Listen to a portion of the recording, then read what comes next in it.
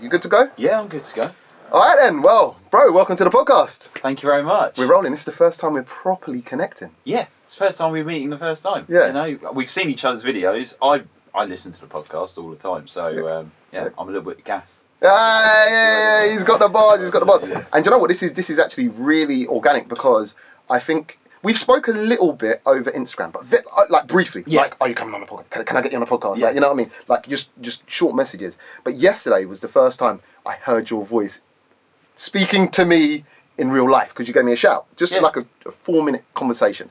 And then today, he's a little bit late. Yeah, I know. Anyone that knows me well knows. Should I have known? Man runs on the proper black man time, yeah? It is proper black man time. Literally. So we've rushed in and we're just letting things flow naturally, That's bro. it. Yeah, So chill. Sid North now. Sid North. Was it always Sid North? No, it was Sideways Sid. Okay. And you went back. Well, we might as well start from the beginning. So on PlayStation, on PSN, on the PS4s, so if you could do screen recording, you could then upload it onto YouTube. So say you got multi-kill on Call of Duty or something like that, and you just want to share it to your mates. Yeah. So obviously my tag on PSN was Sideways Sid. What, just simply for, like, there was no kind of involvement of cars at this point, or were you playing? No, I just set it up through my PSN ad name. Okay. And then I just thought, well, at the time, I just bought my first sort of performance car, which was a Fiesta ST Mark 7. Okay. So I thought to myself, do you know what? Let me do a video of it. Okay. And I just drove it like a bit of a dick, and Yeah. that was it. I just showed it to mates. Yeah. And that was it. And it got a few views. I thought, all right. And then I've done another video. And then I went to Geneva back in 2016. Okay. The motor show. Yeah, the motor show. Okay. Yeah. Yeah. Done a few bits. I thought, okay, this is getting some numbers. And then a guy I knew had a few cars up for sale. It was a Murcielago and a 458, and he chucked me the keys. So I just started sliding them about, and then that was it. It just started rolling from there. So the name come before the mad driving. Yeah. Oh shit. Well, but my mates always knew me as Sideways. So they always nicknamed me Sideways because they were just like, you're always going sideways in a car. Okay. And that's where Sideways Sid came along. Got ya. And I rolled with it for a little while, but it's like, you know when you sort of see the future, you look and you think, oh, this is going to work out a bit cringe eventually. Yeah. And do I want to be known for the rest of my life as Sideways Sid? It just didn't sound so serious. Yeah. But it never goes. Everywhere I go, it's still Sideways Sid. It's tricky, isn't it? It's like Puff Daddy and P Diddy, isn't it? Yeah, or Ice-T or something like that. Yeah. People know you. I guess they're going to always call you what they first knew you as, I guess. Yeah. And if that name sticks, because do you know what? It's a catchy name. Sideways Sid. I do sometimes sit there and go, should I have changed it? Should it have gone back? But it doesn't matter really because I think they'll always know if that makes sense. If it's one name or the other. Yeah. Do you get offended if someone rocks up and says Sideways Sid? Do you like correct them and say nah, bro? Yeah, I do. Do you? Yeah. What did I say? What did I say? It's Sid North, but okay. Oh really? But it's good. Yeah. You know. Is North your second name? Yeah. It's my surname. So Okay. yeah. Everybody thought, is that a put on surname? Yeah, that's what I was thinking. It's a bit Kanye West. Actually, that is my government surname. So, that's actually quite a cool name, bro. It is. It's all right. Yeah. Is Sid short for anything too? I know I'm going a million miles an hour. So it's a weird mix. So my mum's Somalian, my dad's English. Okay. So when I was born, there was a massive row. Okay. My dad wanted to call me Sid. My mum wanted to call me Saeed. Okay. Bit of a culture clash going on. Yeah. I ended up being called Saeed on my birth certificate, but even my mum calls me Sid.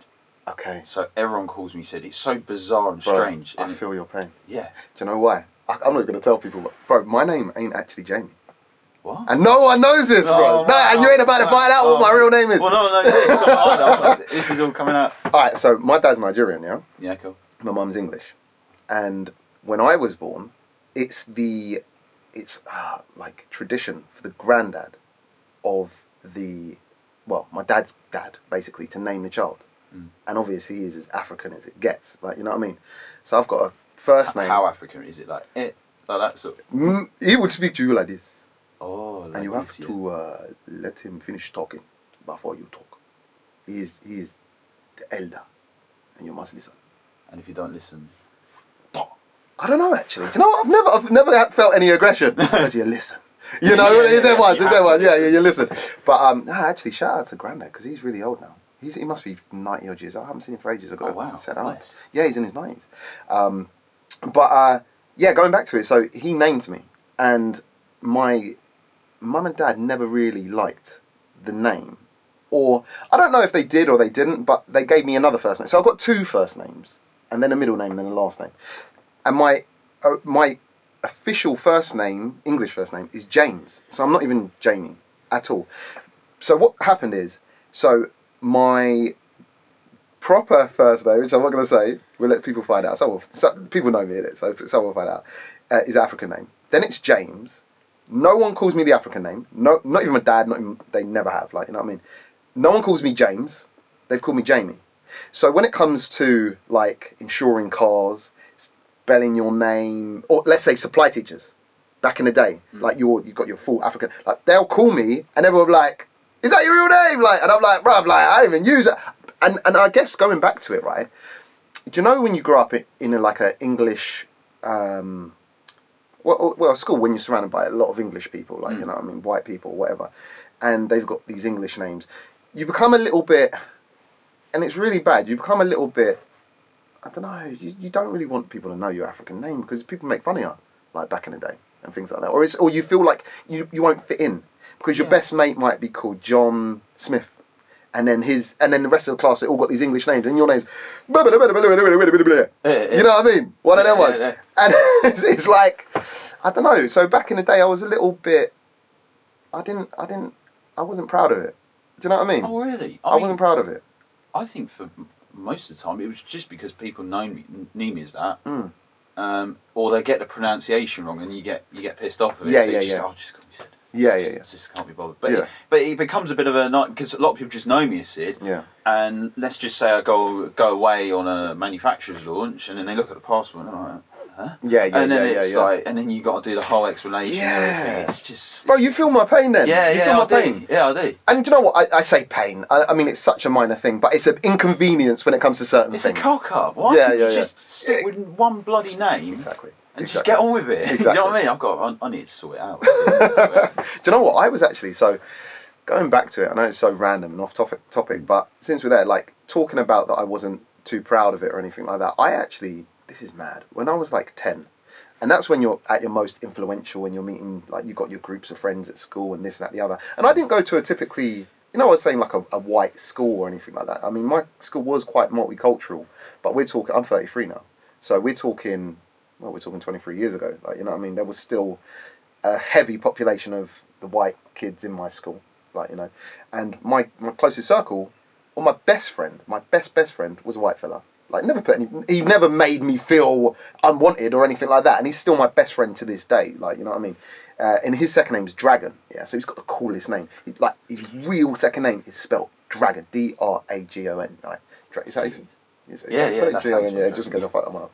And his first name's Glenn. So very English. Well, no, it's not English even, but it's a fucking cool name. And then I had this name. It was just like Jamie Shonager. Like, you know what I mean? And I was like, man, I wish I had a cool name. And I even, like, about 10, I was like, I wish I could change my name. I wish I could, like, change it to something a little bit more English. And I think it was something as stupid as I wanted to call my surname Spider. Or something like that. You know when you're so young and stupid and dumb, bro? Spider. Because he was Dragon. I thought, if I was Spider, no one would really know. I'd still be JS, wouldn't I? Like Jamie Spider. Like, you know. But anyway, coming into like more recent years, and you know, you learn where you come from. You learn the history of like your people and this and that, the other, and you connect with more like-minded people, and you know, you just grow up basically, and you develop, and you see things a little bit differently. And funnily enough, I was thinking about this the other day, and I was thinking how proud I am now of my heritage, if that makes sense. Yeah, likewise. Yeah. But both sides. Yeah. I'm not saying like, because I feel sometimes like you're of mixed race too, right? And I feel sometimes like if someone's walking down the street, and they look at you, bro, to anyone, like say a white man's walking down the street, like, and again, I know they won't all say this, but generally, you're a black man, bro. Absolutely. Like that's how it goes. So we're looked at as black. So it's a tricky one because we're in between white and black.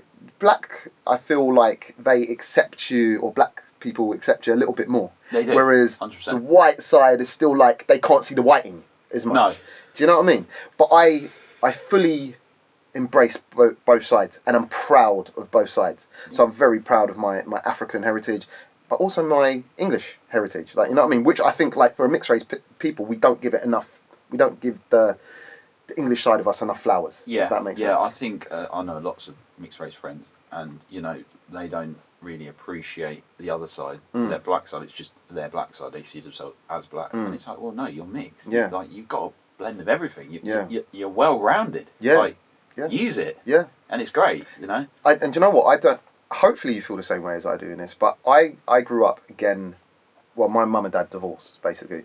Typical fucking black and white family. Oh, you know what I mean? Yeah, you know what I mean? There we go, You stereotyping. legged it. He was off, bruv, like, You went to get milk. I never come back. I was waiting there every Christmas. Still Daddy, waiting, still Daddy, waiting I'm still now. waiting. Dad, Yeah. call me. To see the empty milk bottle. But yeah, no. So basically, they broke up, but fairly amicable. And he wasn't like a deadbeat dad. Like, still always been in contact. That's good. If that made sense. So he was still in the life. And I totally forgot where the fuck I was going with that. What was I saying? Where was I going with that? Well, I don't know. You was going to tell me. I was going to fucking... You're meant to know what I'm about to say, bro. I don't know. Before we planned this. Yeah, I cannot remember what I was about to say. What was I saying? You don't know either. Fucking hell, it couldn't have been that good Are then. you even listening? No, I'm listening. Oh, I'm listening. I can't even remember. You said to me the best bit about... God, I don't, Oh, there we go, boom. the best- Yes, the there. best bit about- Yeah, okay, cool.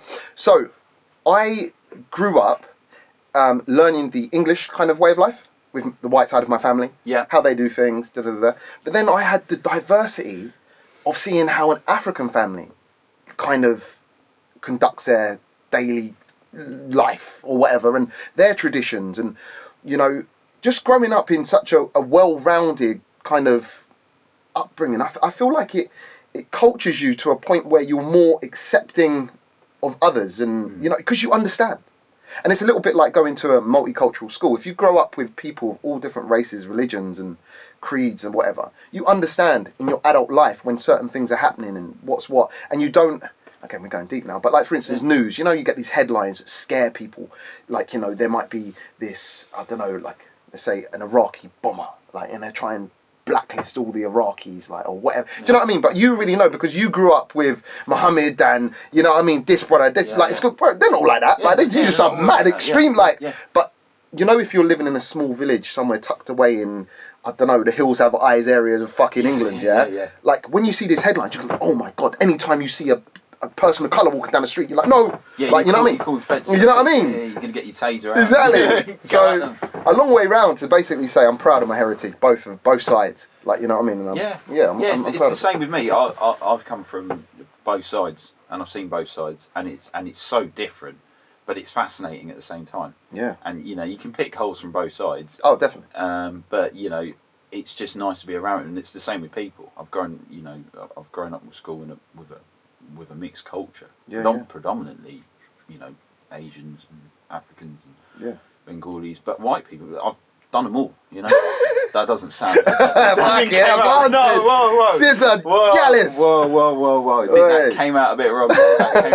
You know the point I'm trying to make. Yeah. And it's just nice, you know, it's nice. Yeah. But I suppose in your game, obviously you review cars, you meet so many people. In the car world, it's fascinating. Yeah. Because you'll meet so many different people from different worlds, from different lives, but we all come together because of the love of cars. Definitely. And do you know what? That is one thing I feel, and again, maybe it happens, and I'm sure it does happen, perhaps on a small scale, but I've never felt it.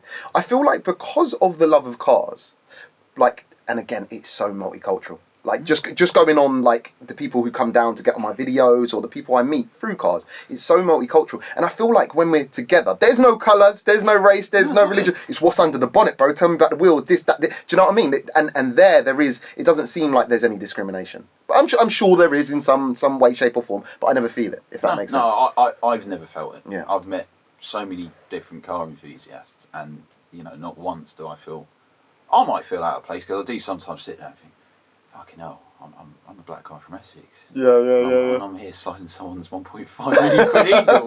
What's going on? But I don't see it like that. It's just more for the, you know, for the love, and you know, and that's good. And it's just a positive vibe, and it's nice. You know? I think in today's world, we're more inclined to mix with each other. Yeah, and do you know what? Socially. I've spoke about this before too, but it is quite important. I feel like, you know, with the explosion of social media, I feel like that is now the connection for those people who live in these small villages or whatever, or wherever they may live in the world.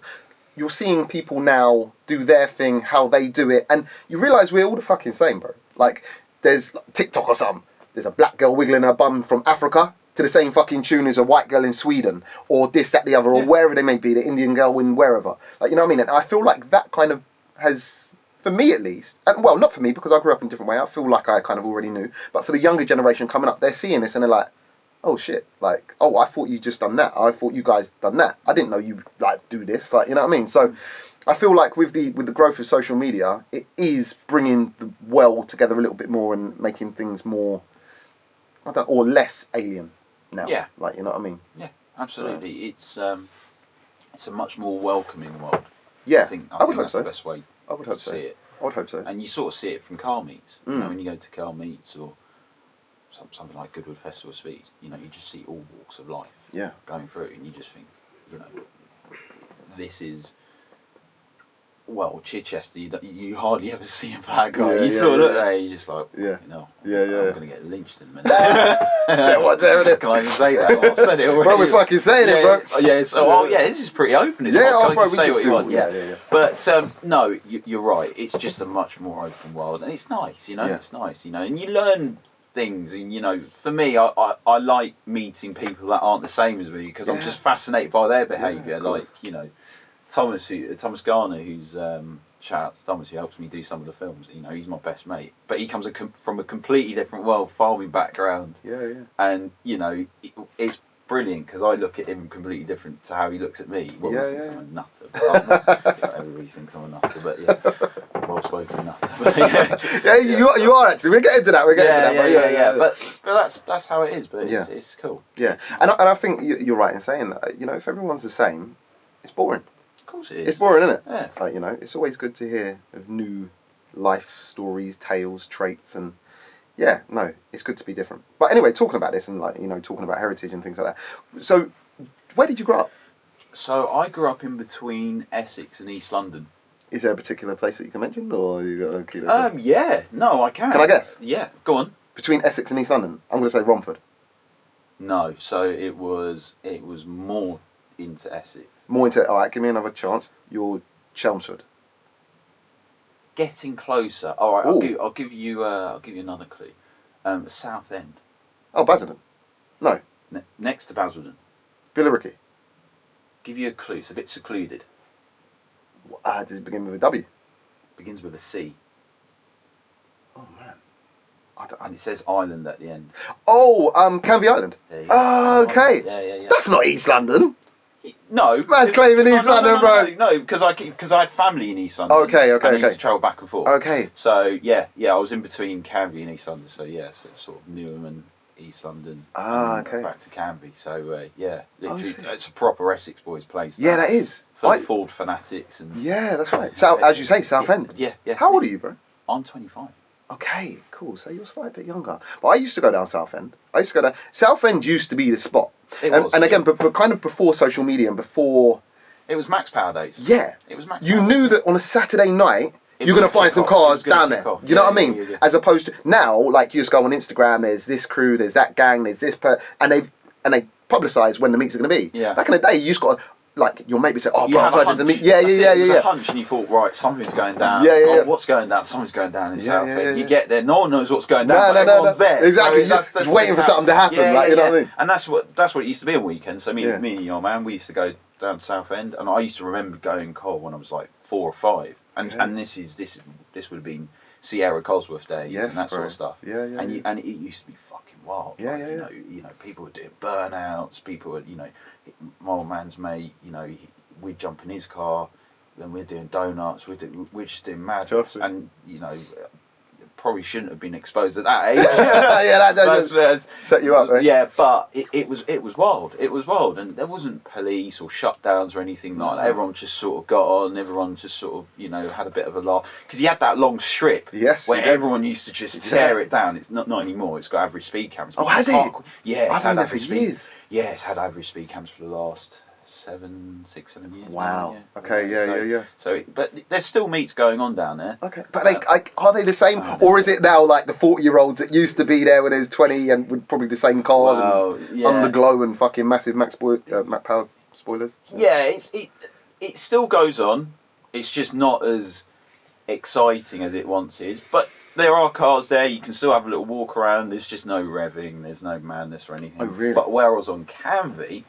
Okay. On Canvey. I've got a story about Canvey too. Have you? Yeah. All right, cool. So on Canvey Island, there's a road. It was built by the council, and it's a road that virtually didn't go anywhere, and it was nicknamed Road to Nowhere. But everyone calls it Canvey GP by the Morrisons. Okay, I don't know. Is it a straight line? Just a straight line? It's a straight line with roundabouts and another roundabout. No, we're thinking of a different place. Yeah, but I shouldn't really condone this, but it's a good stretch of road. I think it was once closed. Yeah. So yeah, cone. If you shut it off with cones, technically it's private, right? It's closed, bro. Yeah, Road works ahead. So yeah, literally, you could go down a straight, brake, go into a roundabout, brake, go into a roundabout, brake, and no one went down this road, literally, because it went to nowhere. It was useless. Why would you build a fucking road that goes nowhere? But eventually, built industrial estates, so there was use for this road. But Friday, Saturday, Sunday night, that was it. You know, you'd go down there, and it was, I promise you, it was like a fucking track day. Shit. People tearing up and down, people pulling into Morrison's, calling their brakes. There's man changing fucking tyres. They're going back out there again. People are queuing on the slip road. It was like, it was literally like an open gate track day. How long ago are we talking about? Oh, it's still going on now. I've fucked everyone over. You fucked it out, that's going to be shut down. Yeah, shut down. But no, it's been going on for ages. And it was just a go-to place. And if I had a new car, fucking hell, I'm saying everything now. But if I had a new car on test, I'd go down up there. I'd go, see what it's like. Just give it some. And I used to, and people who watch the channel would know that I used to shoot some of the bits on there. So it was just this useless bit of road.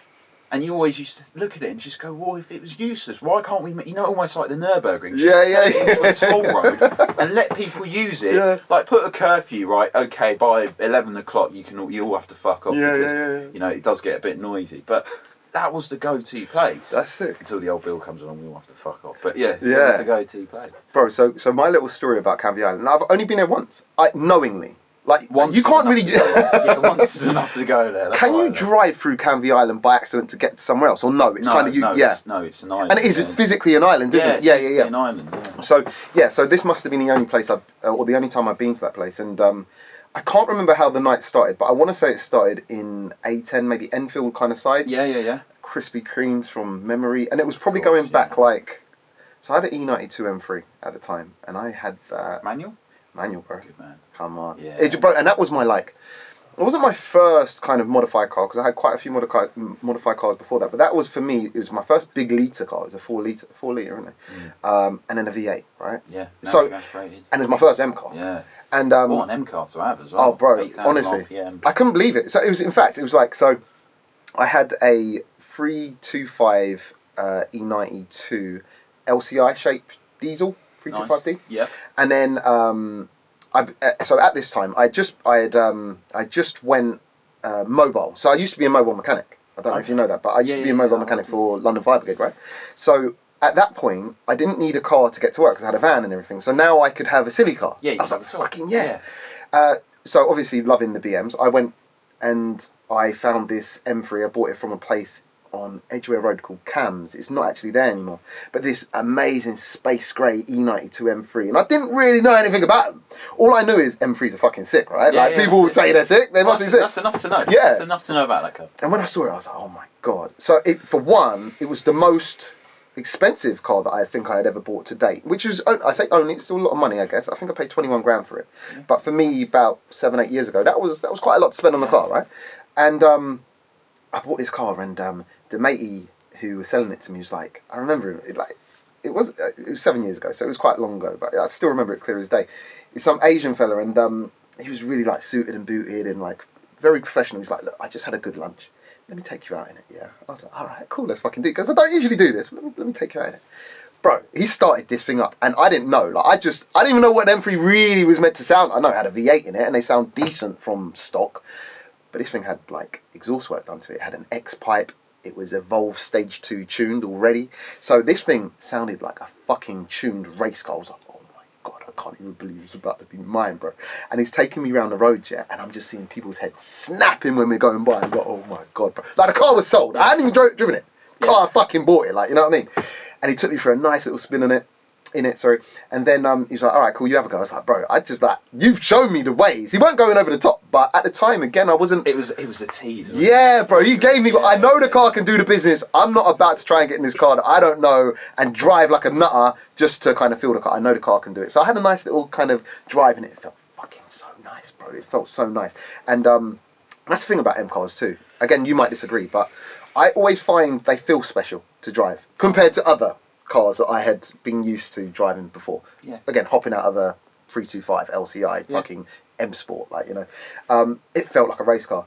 And I remember driving away, so I bought the car and I drove away that day. And bro, like, maybe it's because, like, you know, when you get a new car, you're looking for other people's reactions. As opposed to when you're just driving your car and you've had it for 6 months, you're just driving down the road and people are probably looking, you don't give a shit anymore, really. When I was driving that car, bro, I was looking at everyone. And because you could fucking dip the clutch, oh, bro, I was a fucking Asbo. Yeah. That car changed me, bro. That car fucking changed me. And going back to it, this is when I started getting back into the meets. So when I was like 16, about 16, I started getting into the meets, like the olders would take me in their cars to all these meets, Southend and places like that, Ace Cav. But obviously when I was on a ban for a long part of 17. No, in fact, yes. No, I was on a ban 17 to 18 before I had a license. But after that, then my first car was an Escort RS Turbo, by the way, too. Really? Yeah. So, no way. Yeah. How many gearboxes did you go through on that one? None. Oh, None. Wow. However, so mine was a little bit of a Frankenstein. So it was an XR 3i cab. Okay. XR 3i? Yeah. It's not XR. Yeah. Because the Fiesta's the XR 2i, isn't it? Yeah. Yeah. So it was the XR 3i cab with like the full RS Turbo conversion. So RS Turbo engine. Fuck knows what gearbox was in there, bro. I didn't even know, bro. I just bought it. But everything, Recaros. It's just known for chewing through gearboxes on the RS Turbos. Well, this is the thing, right? So mine was running standard power, had a Bailey's dump valve in it. I think it's 140 brake horsepower or something, like 130 or something. Yeah. But for me, at that time, that was my first car, bro. I felt like I was flying. And back in the day... nothing, don't they? What are they? About 1,100 kilos? Bro, I don't even know. I don't even know. This is before I really looked into the specs of a car. Oh, okay. And again, going back, like, bro, so being 33 now, first car, I think I was 19. I might have been 18. I can't remember. So we're talking nearly 15 years ago. So it was like before the internet was banging, like you could just Google what's the power, what's the spec. Yeah, like, yeah. Do you know what I mean? There was no YouTube, I don't think. So you weren't watching reviews. YouTube just started. Probably just started. Yeah, just started. So there's probably no review. So it was just one of those ones. I've seen it down at Southend. I'm like a vibes guy, so I would watch reactions of other people when certain cars pull into meets. And I knew when RS Turbos used to pull in, my gang, at least they were like, hey, like, you know what I mean? So I bought it off that. And all of Essex cheer. Yeah. And funnily enough, too, I know I'm going off on mad tangents here. I'll find my way back. But when I had my RS Turbo, I used to pull into meets, right? And because it was a cab, everyone's like, it's just a fucking replica. Yeah. I'm like, all right then, bro. So my party trick used to be pop the clutch, grab the handbrake as quick as I can, want it, let me hit the dump valve and that, you know what I mean? Like, yeah, and it was like, oh, and I'm like, all right. It's been done today. Trust me. And I'm not the tallest guy in the world. So, and again, when I was 19, or 18, let's just fucking say I was 18, I looked really young. So I'm in this car like fucking want, and then like, baby face. you know what I mean? Yeah, like what the fuck, this guy just fucking stole this, bro. Where is he nicked this from? Yeah, exactly. So yeah, basically that was my introduction into cars, and I did go to meets, but then I realised that modifying cars and fucking running these cars costs a lot, and they break a lot, right? Yeah. But anyway, my RS Turbo never fucked a gearbox, right? So piston heads used to be the main kind of. I think you could do swaps on piston heads with cars, or you could basically forums, isn't it? Yeah, you could advertise your car, and I think you can do it today. But it was kind of, for me, it was the first time I noticed that, oh shit, this guy wouldn't mind swapping my car for his car, kind of thing. Anyway, so I swapped my car with a Peugeot 205 GTI, 1.6, but with it was an S16 engine in it from a GTI 6. Yeah. So I swapped it. Sick. Yeah. So Sick. That's the best of both worlds. So you've got a bit Bro. of grunt from the 306, and Yes. you've got probably one of the best front-wheel drive hot hatch chassis of all time. I love the 205 GTI. What a car. bro, it was so sick. It had the vacuum sunroof. It was really, really clean. What colour? It was like the grey colour. Oh, yeah. So it's like a dark grey. I Yeah. don't know the official colour. You probably know. I don't. Yeah, I know you're an don't. encyclopedia of fucking cars, bro. Yes, I do like a French hatchback, but probably not. I don't know. I don't know. Sacco Bleu Grey or something. There you go. It sounds right. It sounds right. That's what it was. sounds like one I had of the them. Sacre Bleu Yeah, grey. Sacco Bleu.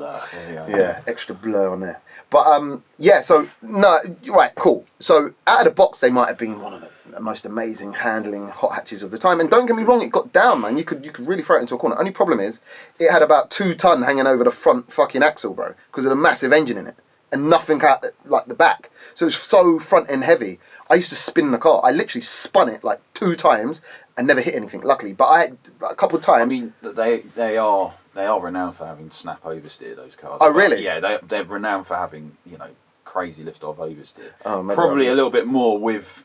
But having said that, if it's got a heavier engine, it's Yeah. gonna be even worse. You're either just gonna have lots of understeer or lots of oversteer. Oh, yeah. And nothing in between. Nothing in Yeah, between. yeah. So that's what it sounds like you had. It sounds That's probably like what it you had fucking was, like, you know what I Yeah. mean? But yeah, so that was sick. And the reason I tell you that story is because about 3 weeks after we'd done the swap, the fella called me and was like, "Oh, bro, the gearbox on his RS Turbo's fucked." I shit you not. Perfect timing, Yeah, I was like, yeah. really? But you know what? It never showed any signs. no. Yeah, but I was honestly like, really? He was talking to me like, bro, you knew this was fucked, didn't it? I was like, I honestly didn't. Like, it drove fine, I thought. So anyway, there you go. It fucked the gearbox. But so did the Peugeot. It didn't fuck gearboxes, sorry, it fucked clutches. So I don't know if they still had the 1.6 gearbox in there or clutch, or I don't even know if it would ever mate up. Who knows, right? But whatever clutch was in it wasn't sufficient. Because remember I told you I used to do my pop the clutch, fucking handbrake up, what? Yeah. That was my little party trick. So I Yeah. tried to do it a couple of times in the Peugeot. Nah, bro. Weren't having it. Ate the clutch, like, instantly. I think I All had you the got clutch. was smoke from the Yeah. clutch, No. This one, it ripped the clutch in half. It Oh, fuck. broke the Broke the fucking plate. It broke the plates, bro. Like, literally. And I know that because it took us about 16 hours. I was an apprentice at the time, mechanic. Yeah. And my mentor, me and him fucking went about, obviously dropping the fucking gearbox out and all that. And because everything was so crammed in there, it took us like 16 That's hours the to problem do. with French cars. They're just horrible to work. It was horrible. Because there's no logic to it. It's No. all sort of just crammed. Yeah, in. it was, this engine was shoehorned in there, bro. Yeah. I don't even know how they got it in there, but it just about fit. But yeah, when we dropped the fucking gearbox, listen to this. When we dropped the gearbox out and fucking saw the clutch plate, it was all fucked. When we put the new clutch in, put it in the wrong way round. Clutch Oh plate. no. Bolted it up.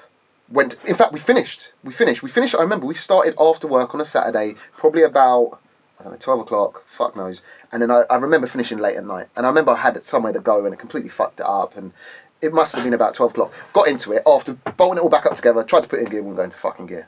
So my mentor was like, oh, bruv. Like, anyway, leave me with it. So he'd done it all himself in the end, realised that the clutch plate was in the wrong way around anyway.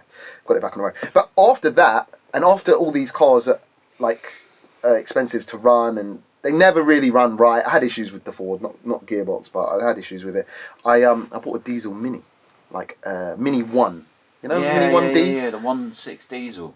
That's right, yeah. Yeah. No, 1.4. 1.4. 1.4 diesel. 1.4 diesel. 1.4 Wow. diesel, bro. Wouldn't put, what's the word? What do I say? Wouldn't pull fucking rice pudding off a greasy spoon or something like that. Really? Yeah, That slow? bro, it was dog shit slow. Like, Good on fuel. very good on fuel. Very good on Especially we was nicking the diesel out of the trucks too. Because I used to be a truck mechanic. Oh right. So we used to fucking, I can say it now because I do my own thing. You know what I mean? Fuck 'em. I've But- got a story about that. Yeah, go on. Bro, like, it wasn't me, but it was my foreman. He was fucking, bro, he had an issue. He would nick diesels just for the bro, his car had a full tank. Everyone's car in a fucking workshop had a full tank. He was hoarding it. He was hoarding it for a rainy day. He was just nicking it. He had an issue. So, bro, he did get fired in the end. And I think it was for nicking diesel, actually. But for, like, the first 8 months of me having that car, bro, I didn't spend a fucking penny on it. I had that. I worked for a company and they were struggling to pay me on wages. At the time, I had a Panamera diesel. So what they did was... Man, I had a Panamera. How long we going back, bro? Not too long ago, Okay. but it was it's appreciated a lot, those things. So anyway, Yeah. it was 3 litre V6 twin turbo diesel. Great on fuel. Like you could do like 850 to 900 miles on the tank. Fucking Yeah, hell. it was ridiculous. Anyway, we worked in a Range Rover. He's like, look, I can't pay you. I was just doing some socials for him. He's like, but I've got lots of diesel. Like, I can give you diesel. Okay. And I was like, right.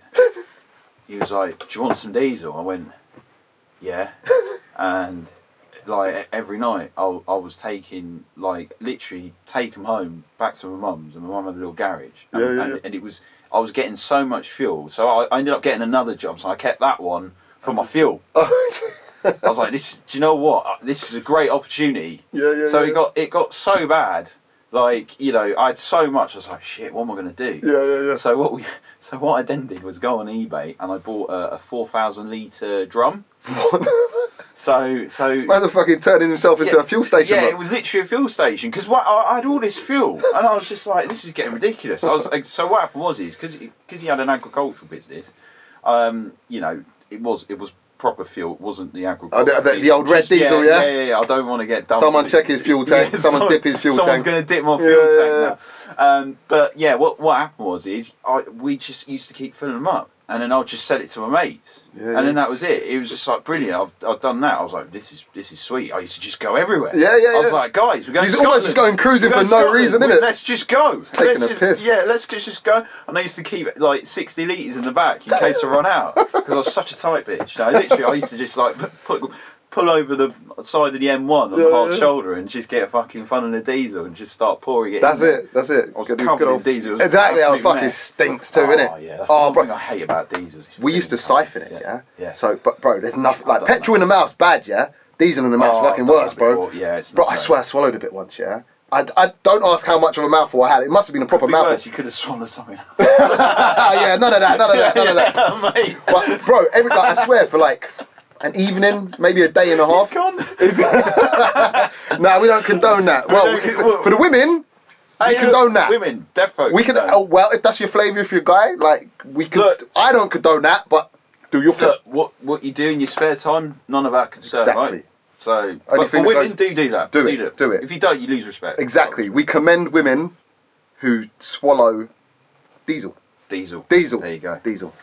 And whatever else you might want to do on the weekend. Or petrol. Petrol. So, yeah, anyway, going back to it, I fucking swallowed a little bit. It must have been a minute bit. Bro, every time I burped, like for the next, probably day, I could fucking taste diesel, bro. Like, and once it gets in your clothes too, and on your hands. Bro. Go.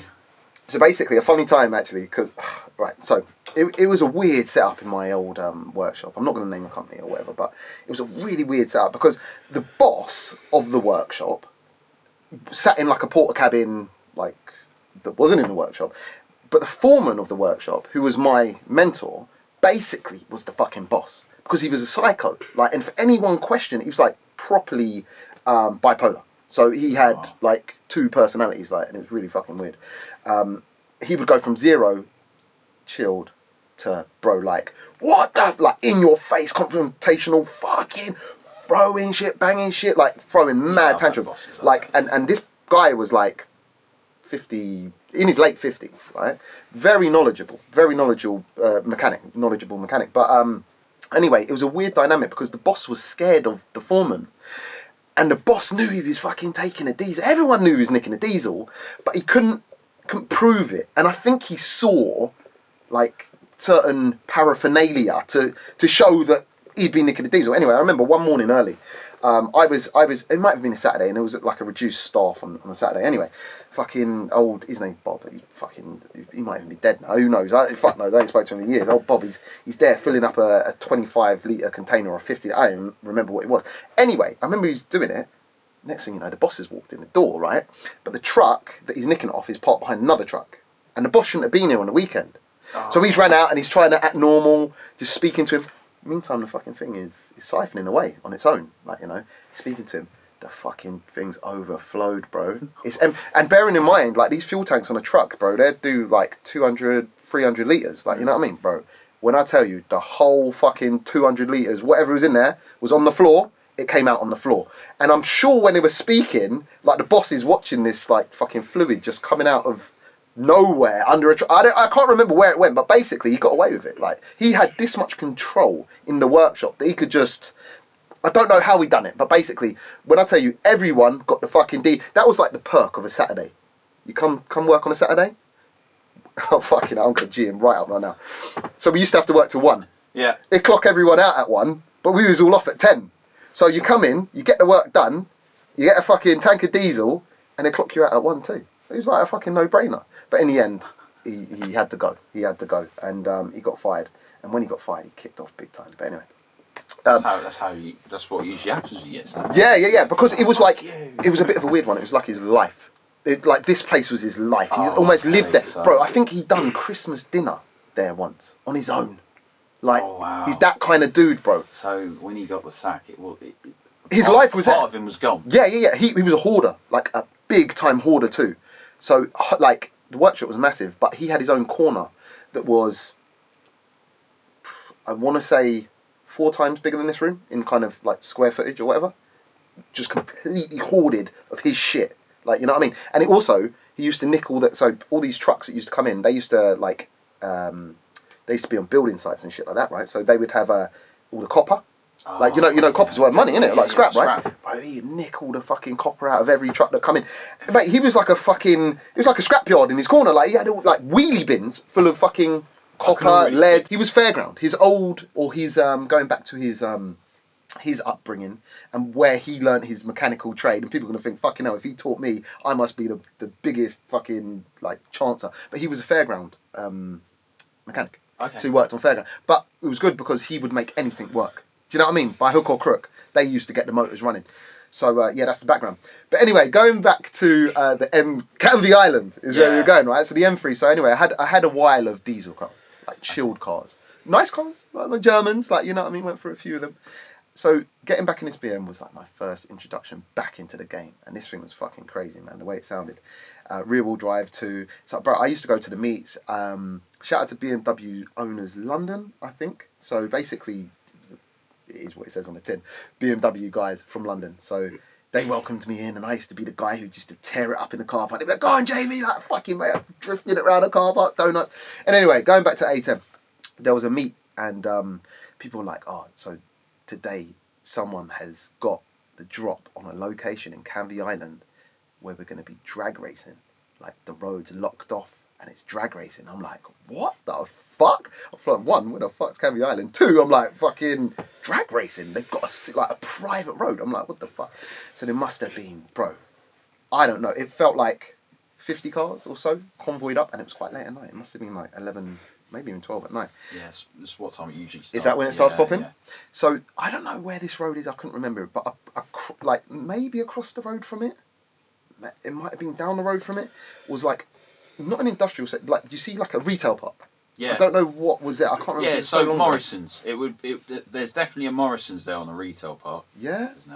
There's now a new retail park next to it, which is like a Sports Direct, and we should be getting paid to. Yeah, I think we're plugging them, man. Yeah. It's got other retail. Yeah. In there, yeah. We're not giving them credit. Pay us. We need a main podcast sponsor. So I yeah. need a GT3. Tell me about it. I need stuff. But yeah, so it's a retail. There's a McDonald's as well. I can't run it, man. And McDonald's a everywhere. petrol garage. It did feel very track day because you got the petrol garage, you got the Morrisons, and then you got people lining up. It had these long straights. I'm trying to think back. I can't remember the ins and outs of what was around, but I do remember we pulled up in this car park, and more people just started turning up in this car park. And I'm thinking, bro, this is fucking Fast and Furious shit. Like, It was very fast. I've never seen this shit before, right?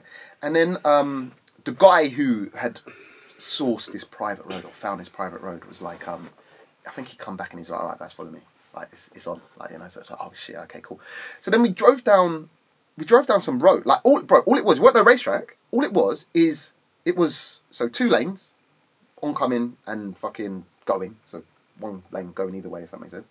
And it was just like, I think it was just a really quiet road that had a dead end at the bottom. Oh, I know where you're on about. So that's off the side of Canvey GP. Canvey GP. I love it. I know exactly where you're on about, and it's now got a gate which closes at 8 o'clock. At the front. That's it. Yes, because they fucking closed the on the left. Maybe. Yeah. I don't know. It was dark. Yeah. That's it. There's a cemetery on the left, and yeah. I've shot videos there in the past. Okay. Yeah. All right. I shot up GTI maps thing. Okay. Going up and down, but yeah, there's a dead end at the end. Yeah. You could get up. But it's just a straight road, right? Yeah. So, bro, we've pulled onto there, and then we're all in, and the way we've had to park because of obviously it being straight. So the way, like, so we drove down it, and we were like, so if you imagine you drive down the road, and the way of the racing, it wasn't driving down the road, it was driving back up towards the exit of the road, because we were all parked at the bottom. So you don't want to race towards parked cars, right? So we're all parked like kind of angled, like one, boom, boom, boom. So there's like a mad long line of cars. So basically, all this hype, I'm like, shit, it's gonna be sick. So the first 2 cars line up for the race at the beginning, yeah, and I'm like, bro, I've never seen this kind of shit before. This is like new to me. Too Like, fast. yeah, I'm like, I was like, where Roman Pearson races in the Dodge. yeah. Like that. It's literally Bro, like for that. me, I'm like, I didn't even know this shit fucking goes on. I was like, I know it goes on, but I've never been here, kind of thing. Yeah. And so these 2 cars, I can't remember what fucking cars they were, but anyway, they've lined up and they've raced off, yeah. I'm like, that was sick. As they're nearing the end, but like slowing down, police fucking come in, yeah. 2 police cars, I think. One stops at the top, locks the whole place off, so everyone's stuck in. The 2 cars that raced disappear. They get out, right? Everyone else, we're locked in. Like, I'm like, oh shit, so what happens now? Bro, do you know what they've done? They went down, like, so no one could leave, obviously.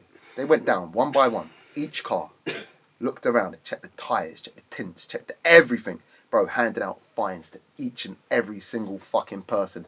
And luckily, they didn't do anything to my car. My car was tinted too. And I had an argument with the police officer about my tints. I was like, bro, they're factory tints. They weren't. It's like factory tints. And he believed me. You know when you get one over on a police... Yeah. What are you talking about, man? Yeah. But you got to kind of let them know what... Think they're running the show. Yeah. It's like, yeah, I know factory... Some cars come with factory tints, yeah. But we're still going to check them, kind of thing like that. And I think it was just on the board. You know they run factories. Yeah. Yeah. This the old... This the 3 litre M3, innit? Oh, yes, sir. Yeah, that one? absolutely. Yeah. You're You're fucking right. How did you know? You're enthusiast too. Oh yeah, I've done cars myself. My old man used to have a fucking Ford Granada 6.2 fucking Scorpio. Yeah.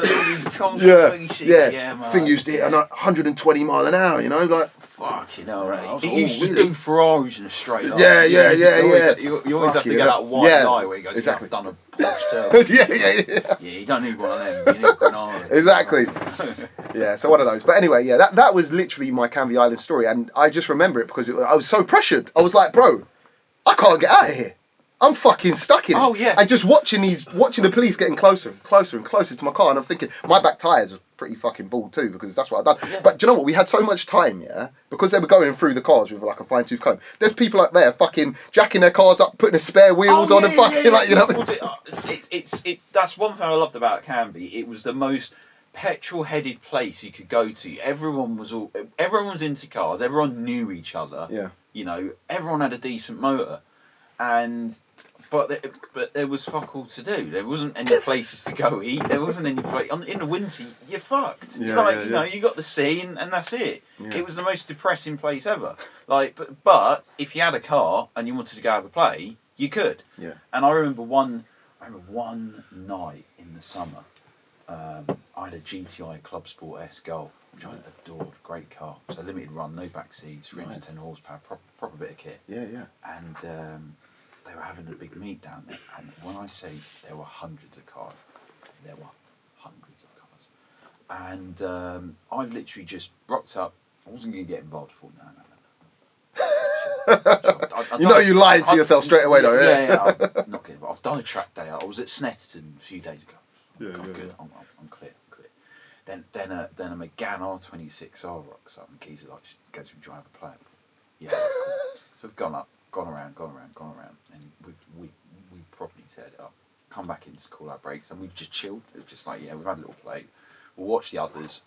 And you can stand there and watch other cars go past, a bit like a pit wall. So you just watch your cars go past. Bro, I'm going fucking Canvey Island tonight. Yeah, mate, Canvey's place. Anyway, you should have an OG meet down in Canvey Island.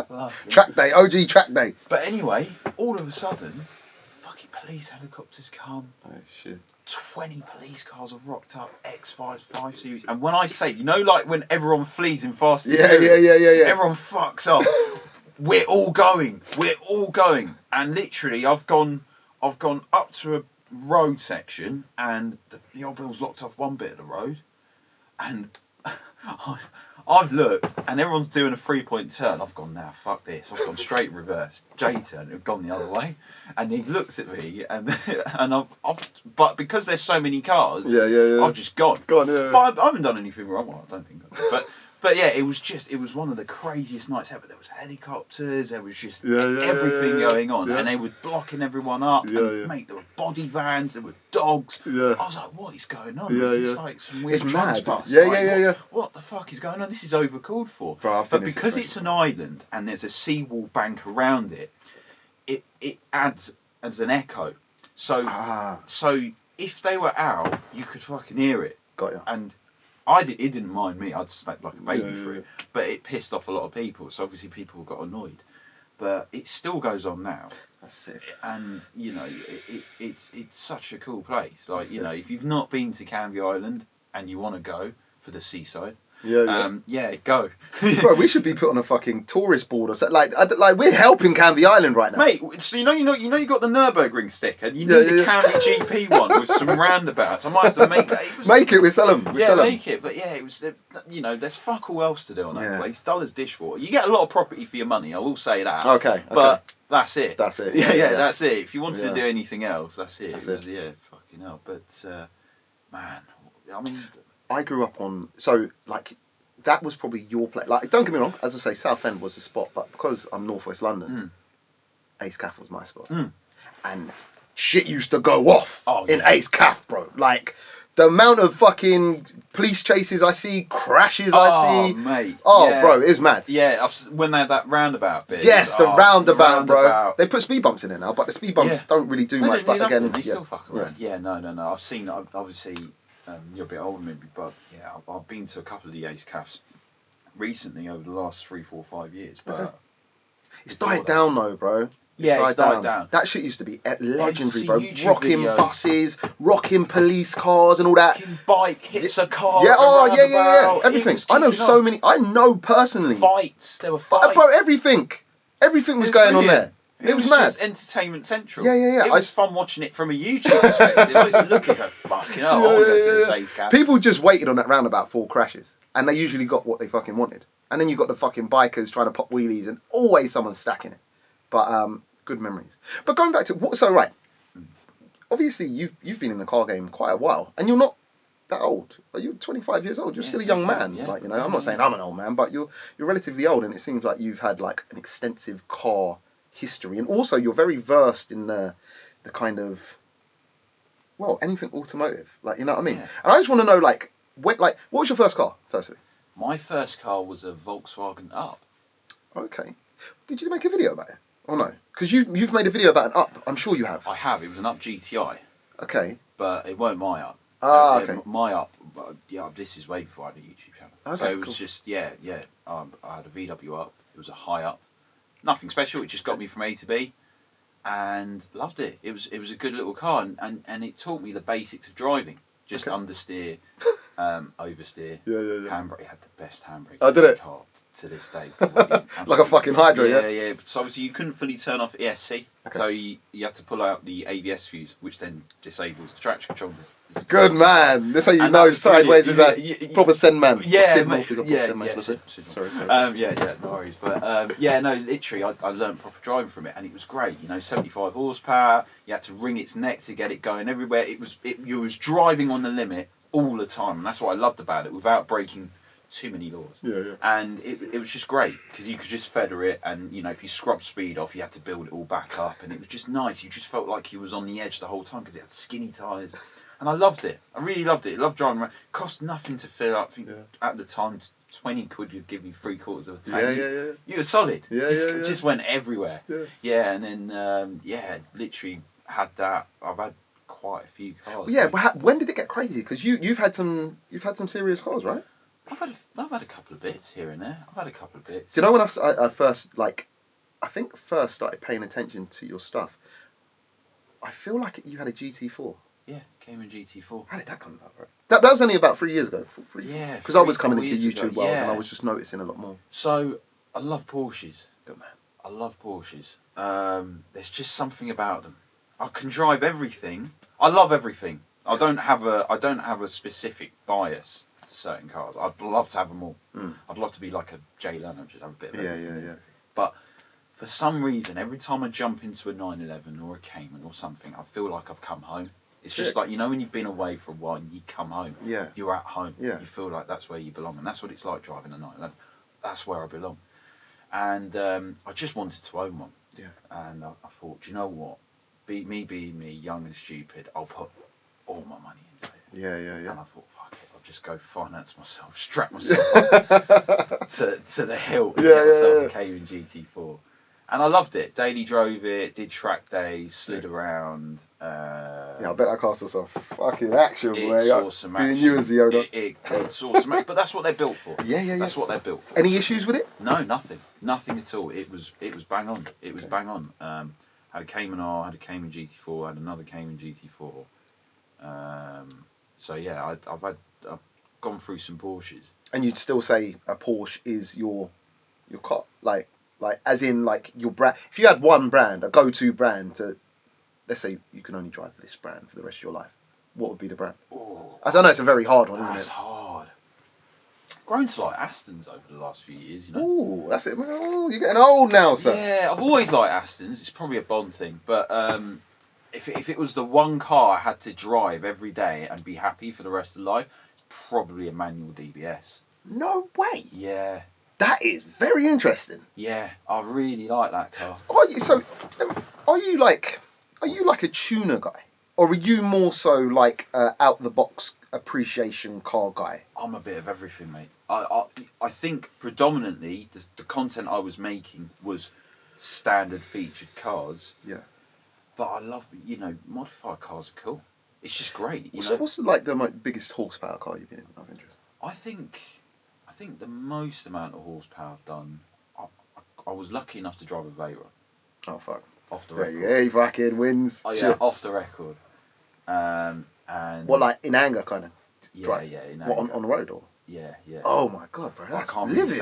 really say too much. I don't want to drop the person. Yeah, but yeah, he yeah, basically went, yeah, look, go on, you can drive this, but On your own? What, on, yeah, he just said, look, he weren't even passenger watching you. it wasn't really his car. But it wasn't. Makes really, it easier to let someone have a go, then, doesn't it? I can't really say too Yeah, much. yeah, but yeah. It wasn't really his car, and we were somewhere, and he just said, look, I found out where you can turn the ESC hop in. And I was just like, yeah, all right. And I thought, yeah, let's just give this a whirl. What's that like? Do you know what? It's so soul Okay. in terms of its power delivery. It comes in a rush, Okay. but the whole experience just feels like a communal Volkswagen group in a good way. Okay. Because you sit inside, you feel like you're in a Bentley. It does feel It's Bentley-like. that kind of vibe. that when you, vibe. Yeah.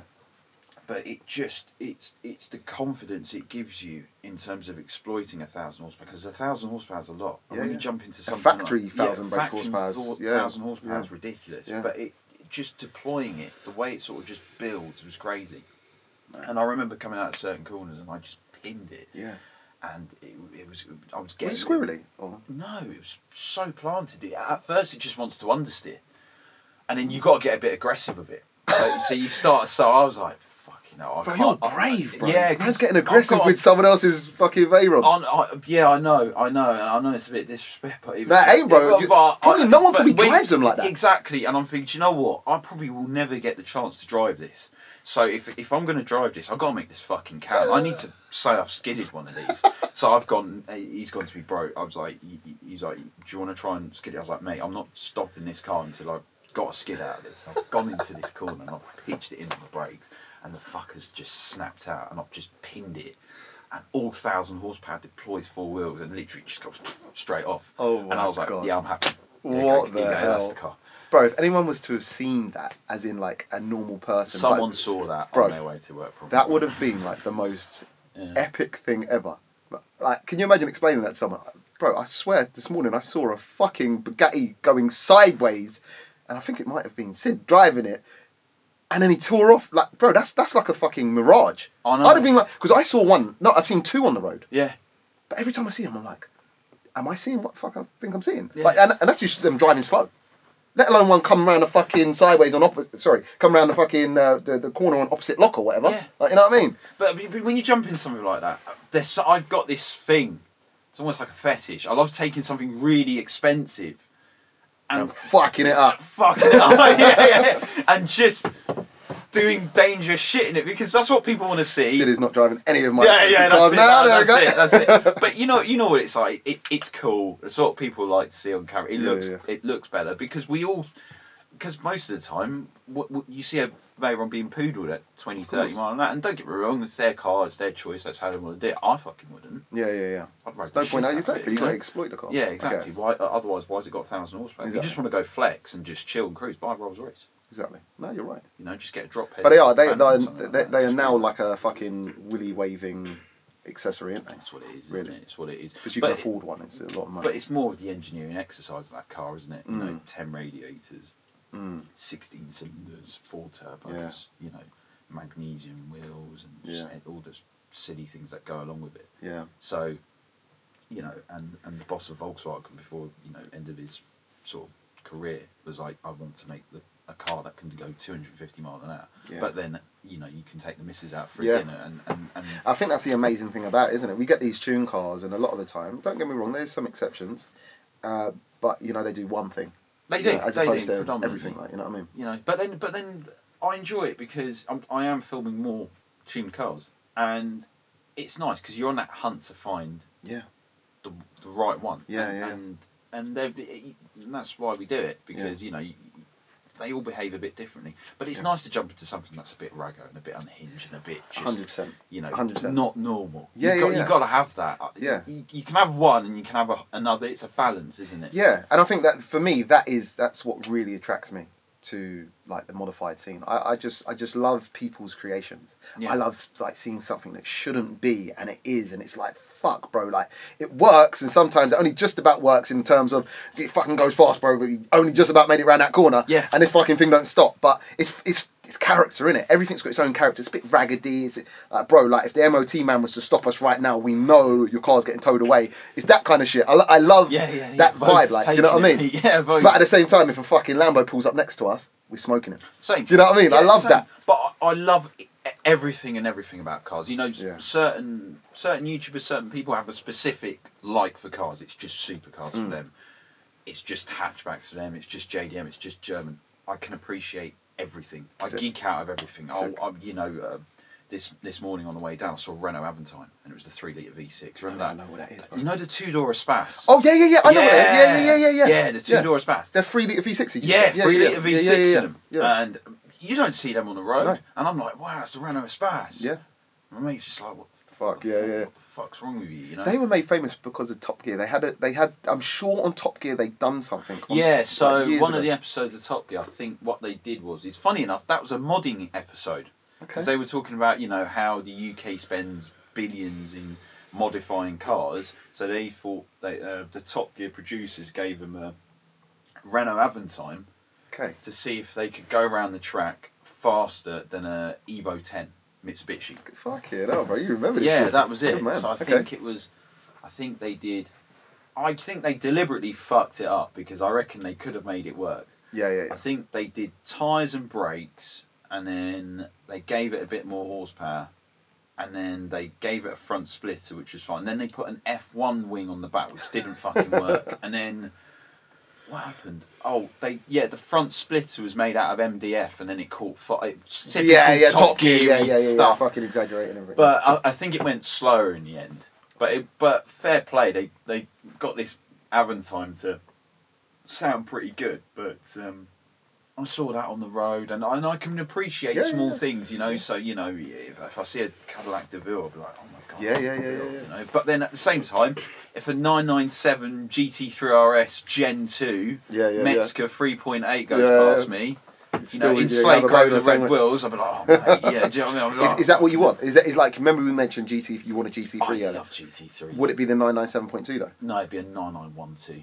Oh, okay. They're holding big money right now, bro. Money. But it's that motor. It's obviously first GT car to go direct fuel injection. Redline's 9,000 RPM, and when you get it to 9, my god! I've never driven one. Really? No. Oh mate, it's obviously not as fast as a turbo, but it's a different world.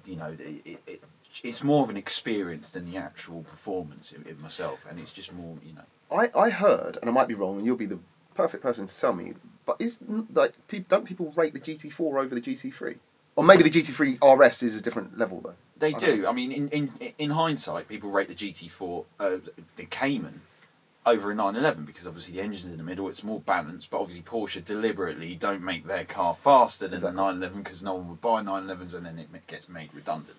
So GT4s that have come along, even my one, you know, you drive that and you go, this is brilliant, beautifully balanced, but you just know that it could do with another 40 more horsepower. Okay. It could do with tighter suspension. It could do with a raspberry exhaust. It could do with short gear ratios. Shorter gearing would just transform the car. Okay. And Porsche won't do it. But now they've got the GT4S, which has got the 500 horsepower GT3 engine in it, and apparently everyone's just going off on one. And again, that's a limited run, right? And very expensive, or no? I think it's 130k. I mean, it don't matter what the list price is. It's probably This would be £250,000 by the time they come out. But what was it? PDK only, GT3 engine, 4 litre, flat six, 500 horsepower in a Cayman. That's gonna be mad. 9,000 RPM. Are they on the road yet? Or no? I think the press cars are on the roads, but I don't think customer cars are coming yet. I think they will do eventually. Okay. But the Cayman. If Porsche threw their hat at the Cayman, Cayman would mull of 911 all day long. Okay. But if you've driven 911s and you know 911s, you know the fact that it being rear engine adds a bit of character to it. I know newer 911s, they move the engine far forward, but feeling it pitch in your as it goes into a corner, getting a weight over the front nose, traction, just getting good traction, the shape of a 911, there's just something cool about them. And you think, do you know what, these crazy fucking Germans, they stuck with putting the engine in the rear, and they, and then over they've made it work. It shouldn't work, but it works. It shouldn't work, but it fucking works. And if you understand the concept of it and work around its parameters, it works like a treat. So that's why I like them. But GT3 was the one. I got lent a GT3 4 years ago. Just GT3, not RS. No, GT3. It was a Porsche press car. 3.8 or 4. 4 litre. Okay. So they came with a 4 litre 9912 GT3. Oh yeah, but the 991 you could get. There was a crossover. There was a PDK. They came in PDK only on the 991.1. And that's when you could get a 3.8 on that too. That was 3.8. Sorry, yeah. So it was a 3.8 on 0.1. And everyone moaned and hummed and hawed because it was PDK only, and everyone went, "Oh, I should have a manual." Blah blah blah. You could argue PDK is probably a better choice. Can't believe I'm saying that, but you can. It's a good box. Yeah, but I got lent one, and I shout out to Chris Harris because he put a good word in. He said, "Look, can you give this guy a car?" So and I asked him for a GT3, and they said yeah, and I was like, "Oh shit." And so I thought, let's go and make a proper film. This is 4 years ago, so I would have been 21. Fucking hell, bro. So 21. I'd have stacked that so quickly. Oh, mate, I had the time of my life in that car. I had it for a week. I'd give it for you. Wow. I had it for a week. And I'm not, anyone that knows me knows that I'm not the most organised person in the world, so obviously I leave everything to the last minute. But that's probably why my channel's so shit. But but anyway. But literally, we planned it all, and we was like, right, we'll do some nice road shots in Beachy Head. Okay. And then we'll go to a track. And then we couldn't find the track. I can't remember what happened, but I think it cancelled. Oh no, someone said we filmed. He realised that he was filming a day that we're filming. It turned into a bit of a fucking disaster. So what should have been 3 days filming this car has now turned into 2, and we've just finished day 1. So now I'm trying to look for a track. I'm calling up everyone. I'm just like, please give us a try. I'm blagging. That's what I do. I just blag. I'll just look. We'll shout you out. Can we do something? Yeah. Everyone's like no, or they're like it's $3,000, or it's like $5,000. You're like, oh shit, what's going on? Then I ring up one called Knockhill. Knockhill. I think I've heard of Knockhill. Yeah, Knockhill. Yeah. So I didn't know where Knockhill was. Well, I knew of Knockhill. I didn't know where it was. So I rang him up, and I basically said, yeah. We're a channel. We want to shoot video. It's an emergency. And he's like, when do you want to do it? Today. And this is, I've called him at 11 o'clock in the afternoon. And he's gone, yeah, if you can shout us out, we'll look after you. And can you get here for 5? I went, yeah, sure, no problem. Not kill. Somewhere up north, a couple of hours, we'll get there in no time. Yeah, yeah. GT3, not problem. So I went, Thomas, brilliant, found a track. We can go up there. It won't take us long. It'll be all right. And he's gone, sweet, where is it? Not kill. And he goes, oh, you fucking idiot. Where is it? He said, he's in Scotland, mate. He said, he's in Scotland. And I've gone, right. And he's gone, what time you told me to get? I said, we're going to get there for 5. You went, you fucking mad. How are we going to get there for 5? How are we going to get there for 5? Like, do you not think we're having a row at the minute? He's gone, what? I was like, I'm calling up everyone. No one's picking up. We've got this one and it's free. He said, it's not free. We've got to go all the way up there. Anyway, I said, look, we've got to do it. I kept saying to him, we've got to do it. We're doing it. Stop negging out. Get your things. We're going. He's like, we need a camera car. I was like, oh, shit, yeah. Yeah, we need that. So anyway, a mate of mine, his mate, who I didn't know of him very well, met him once. He was around. He just packed his job in and he was bumming around. And he had an M140. And I called him up and I said, yo, it's Sid. Do you fancy filming out of the back of the car? He went, yeah. I went, it's Scotland. Yeah, all right. Now. I was like, now. He went, yeah, cool. Oh, shit. So he lived in Gatwick. Fucking hell. And he was going up the M1 and I'm in Canvey. So by the time I'm just leaving Canvey, he's on the M1 by Luton. Yeah. So from anyone that knows Essex, the quickest way is really, in my opinion, to go up the M11A1. Okay. And there's less speed cameras as well, so you can sort of not speed, but go to speed limit for a longer period of time. Yeah, exactly. And you can do 70 more of the time, and not 50. So I said to him, look, he's like, where are we going to meet? I said, we'll meet in Carlisle. So that's right up on the M6. I said, we'll meet there. Anyway, I've just zoned out. We're carrying on. It wasn't really funny. It was fucking serious because I'm sitting there. I'm just like, fuck, we've got to get there for 5, and the car goes tomorrow. It's just like shit. Yeah, we've got it's pressure. So we get to Carlisle, and we've got 2 more hours to go. And I ring him up and I go, where are you? And he goes, I'm 45 miles away. And I go, where are you? Bro, I'm here. He's like, you can't be here. I was like, I'm here. He's like, what? I'm here, mate. Like, you need to get a move on. He's like, but I'm not in a fucking GT3. I was like, yeah, got to get a move on, mate. What are you doing? Fuck yeah. So we eventually got there at 5:15 and we had 30 minutes on track. And as you know, track stuff filming is difficult. Yeah. 30 minutes to basically do everything. And I've not been around Knockhill. Don't know it, don't know everything. And we just had to raggo it. We just had to and you made it work? Made it work. Probably one of the best videos I've done. That's crazy. And it was fucked. And literally we finished at about 8:30, 9 o'clock. And we drove all the way back and we didn't get home till like 6 in the morning. Wow. And literally just cobbled it up all together, stuck it out, made a film. That was it. But that was probably one of my best times. So you got a full experience of that car. You got all that. I drove it. I drove everywhere in it. I had my Cayman GT4 at the time of it. I'll tell you one thing. The love was gone for the GT4. No, seriously. Really that bad, yeah? Any GT4 owners out there, do not drive a GT3 because you'll fucking fall out of love with it. That's it. Right off. You'll sell it. You'll sell it straight up. Straight up, don't do it. Yeah, in the end, I was just, I didn't use it. Just drove my Fiesta around. I just didn't use it. And I was just like, because it's the engine. The thing is, it's a race engine. Whereas the GT4 has got a derived Carrera S. Don't get me wrong, great engine, flat 6, revs to nearly 8,000. Mm-hmm. What are they? Are they 3.6s or 3.8s? In the GT4? Yeah. 3.8. So it's a Carrera S engine, which starts out at 400 horsepower and it's detuned to 385. Got it. Okay. But the GT3 engine is a motorsport derived engine. It sounds different. It revs sweet. It's not your normal engine that you find in a car, and that's what makes it so unique. All the money really goes in that engine. Got you. It might be 500 brake, and a Turbo S is quicker, and a lot of other cars will smash it. But it's the way it builds its revs. It's the way it gets to 9,000. And if you love VTEC, you're gonna love this. This is it. You just want to cane the shit out of it.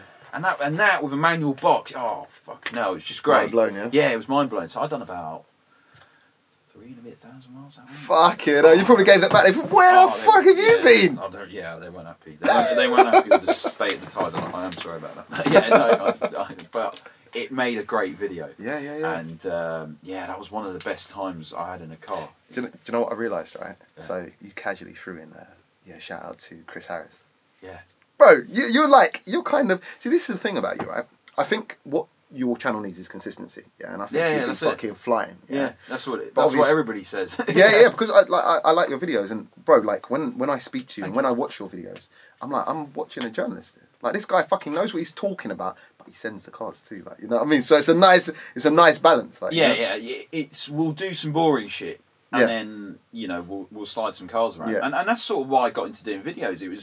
It was mainly because I was watching stuff like Evo, Chris Harris when he was doing the drive stuff and that, and I used to look at that, or Harry's Garage, or stuff like that, or some of the fifth gear stuff where Tiff would slide some cars about, and I used to look at it and just go, wow, I want to do that. And I knew I wanted to do it from when I was in primary school. I knew straight away. When I was 8 or 9, I was like, yeah. That's what I was going to say, like, because I knew straight away. The way you present, right? It's not something like, to do it well. It's not something you can put on. I feel like it takes years of knowledge and learning and studying the kind of the way that you talk about cars, and how you got to have the right words, the colourful words. You know what I mean? The this, the that. It's not put on. It's just the way I am with it. But you've like it says to me that this guy's lived it. Like how have you got in with the Chris Harris's? Because you've done some stuff with Tiffany Dell too. Yeah, and things like that, and Paul Woodman for Love Cars. There was a show called On the Road, which was on ITV4. See, there you go. See, you're kind of mainstream, bro. Like, how does that come about? How have you? It's sort of. Do you know what it is? My old man always told me, if you don't ask, you don't get. Yeah. Just ask.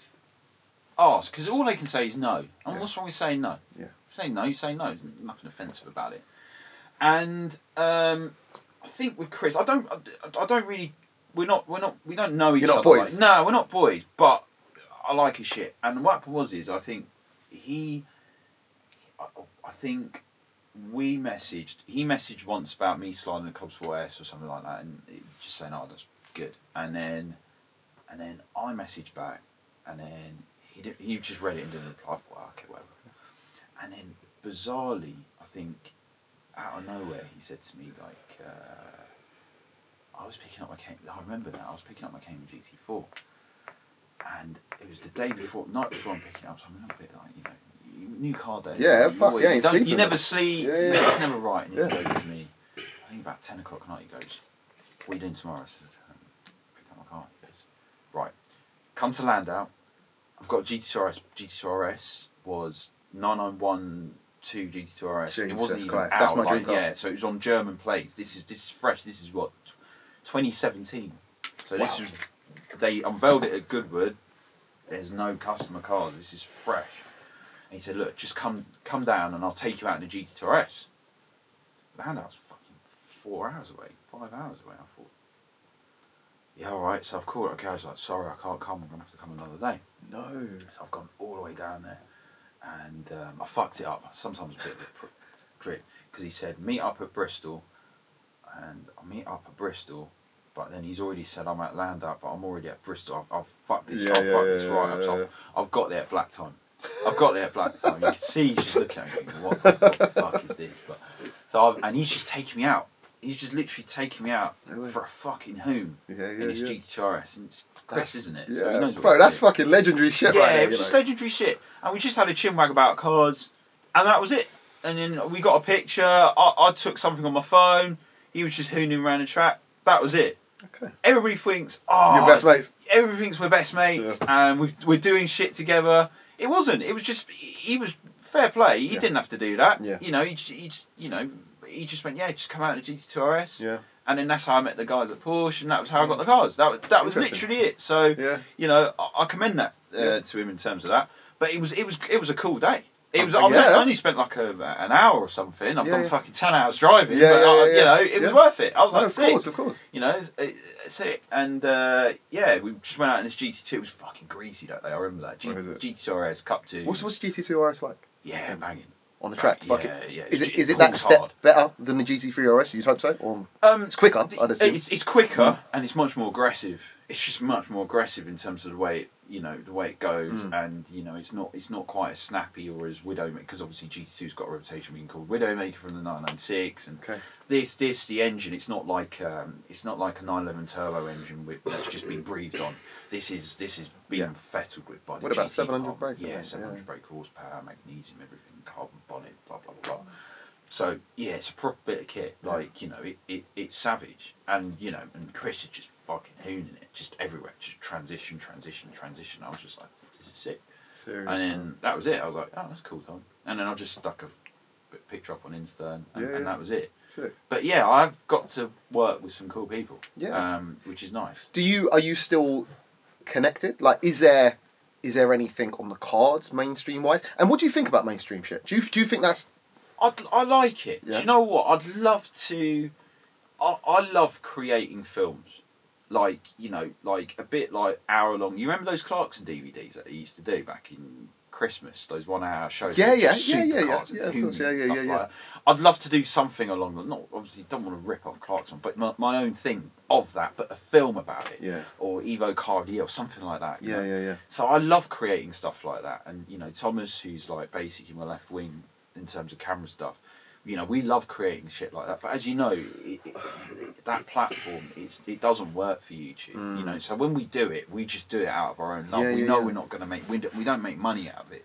So I love doing that. I love writing. I love scripting. I love doing VO. I love telling a story about a car. I feel like it's not necessarily about the car. The story's right. People will love it. It's like I did one on I don't know if you saw it. It was a Lotus Colton.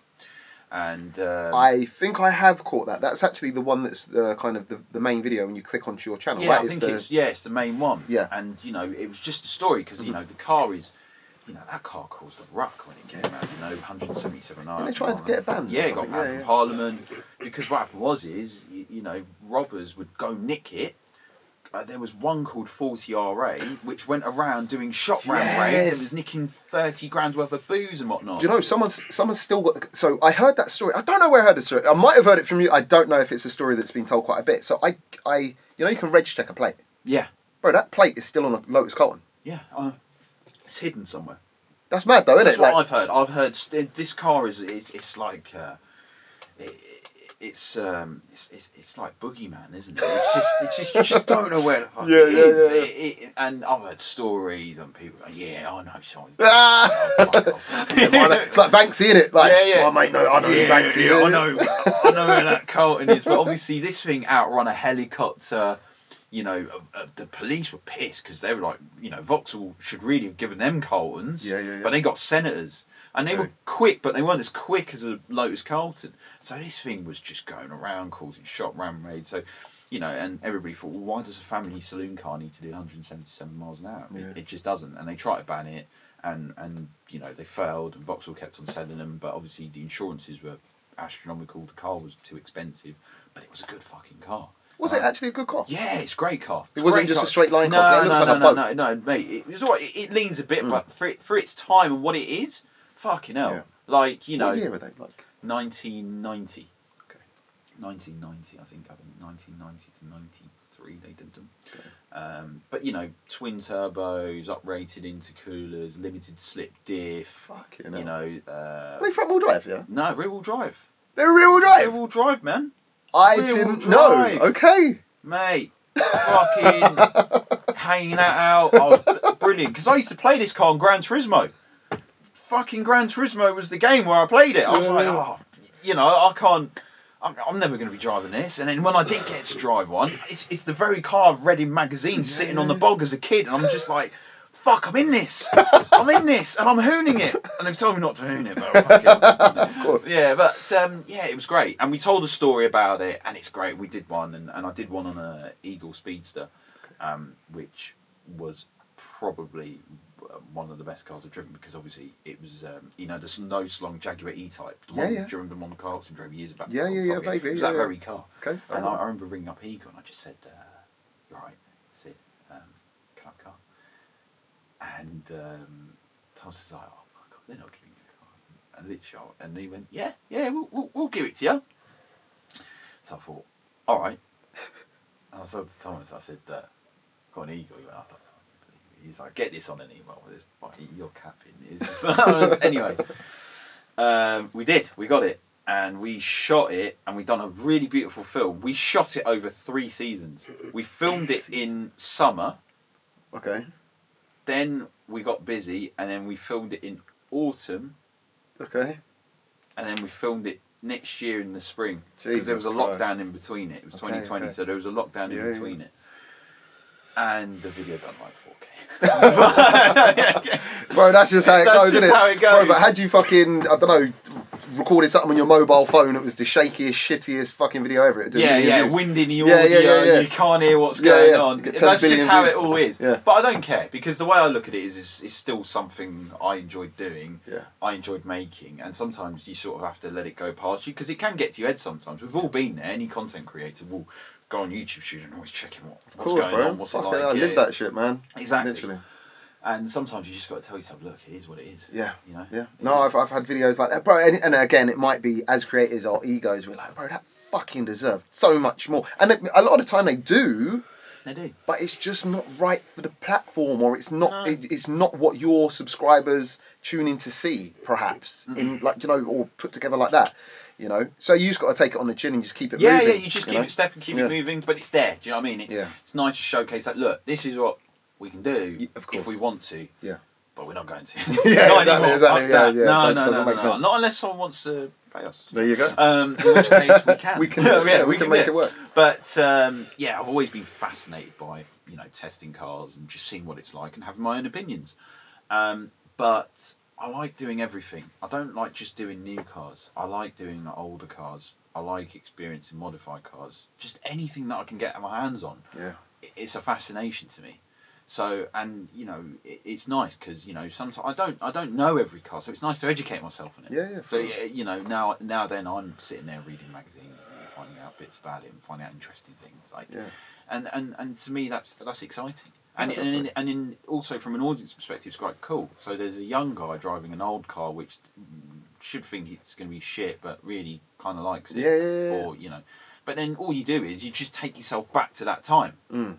Because obviously, of course, it's not going to be as good as now. So you just take yourself back Yeah, then. yeah. And that's what I did with the Carlton. It was like, fuck, this thing would tear M140 Yeah, down exactly. straight line. You've got to look at what else was available at that time Exactly, period, bro. and So that Lotus Carlton is the equivalent of a modern day M5 comp, so an F90, Okay. battering a 9912 Turbo S. Okay, got you. That- Yeah. If I told you that, you'd be like, Yeah, sure, bollocks, yeah. bollocks, yeah, fuck off. But that's what it was back then, because at the time was Testarossa and 930 Turbo and a few other bits, V8 Vantage, stuff like that. So this thing tore the arse out of all of them. It was a fucking Vauxhall. You know what I mean? Yeah. So you just got to take yourself back then. But yeah, to go back to what you were saying, there is a bit of a journo background to me, but I studied journalism. Oh, you did? Yeah. Oh, I wanted to go and write for a car magazine. Okay. That was what I wanted to do. So I studied sports journalism, and then out of nowhere, I thought to myself, that's when I started doing videos on the Fiesta.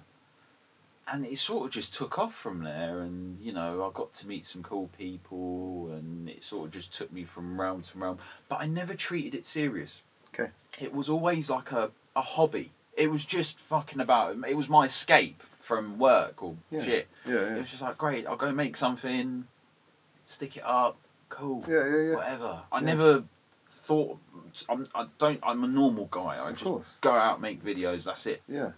I didn't think it was going to be like it. Don't get me wrong, I'll never say never, but I just thought, whatever happens.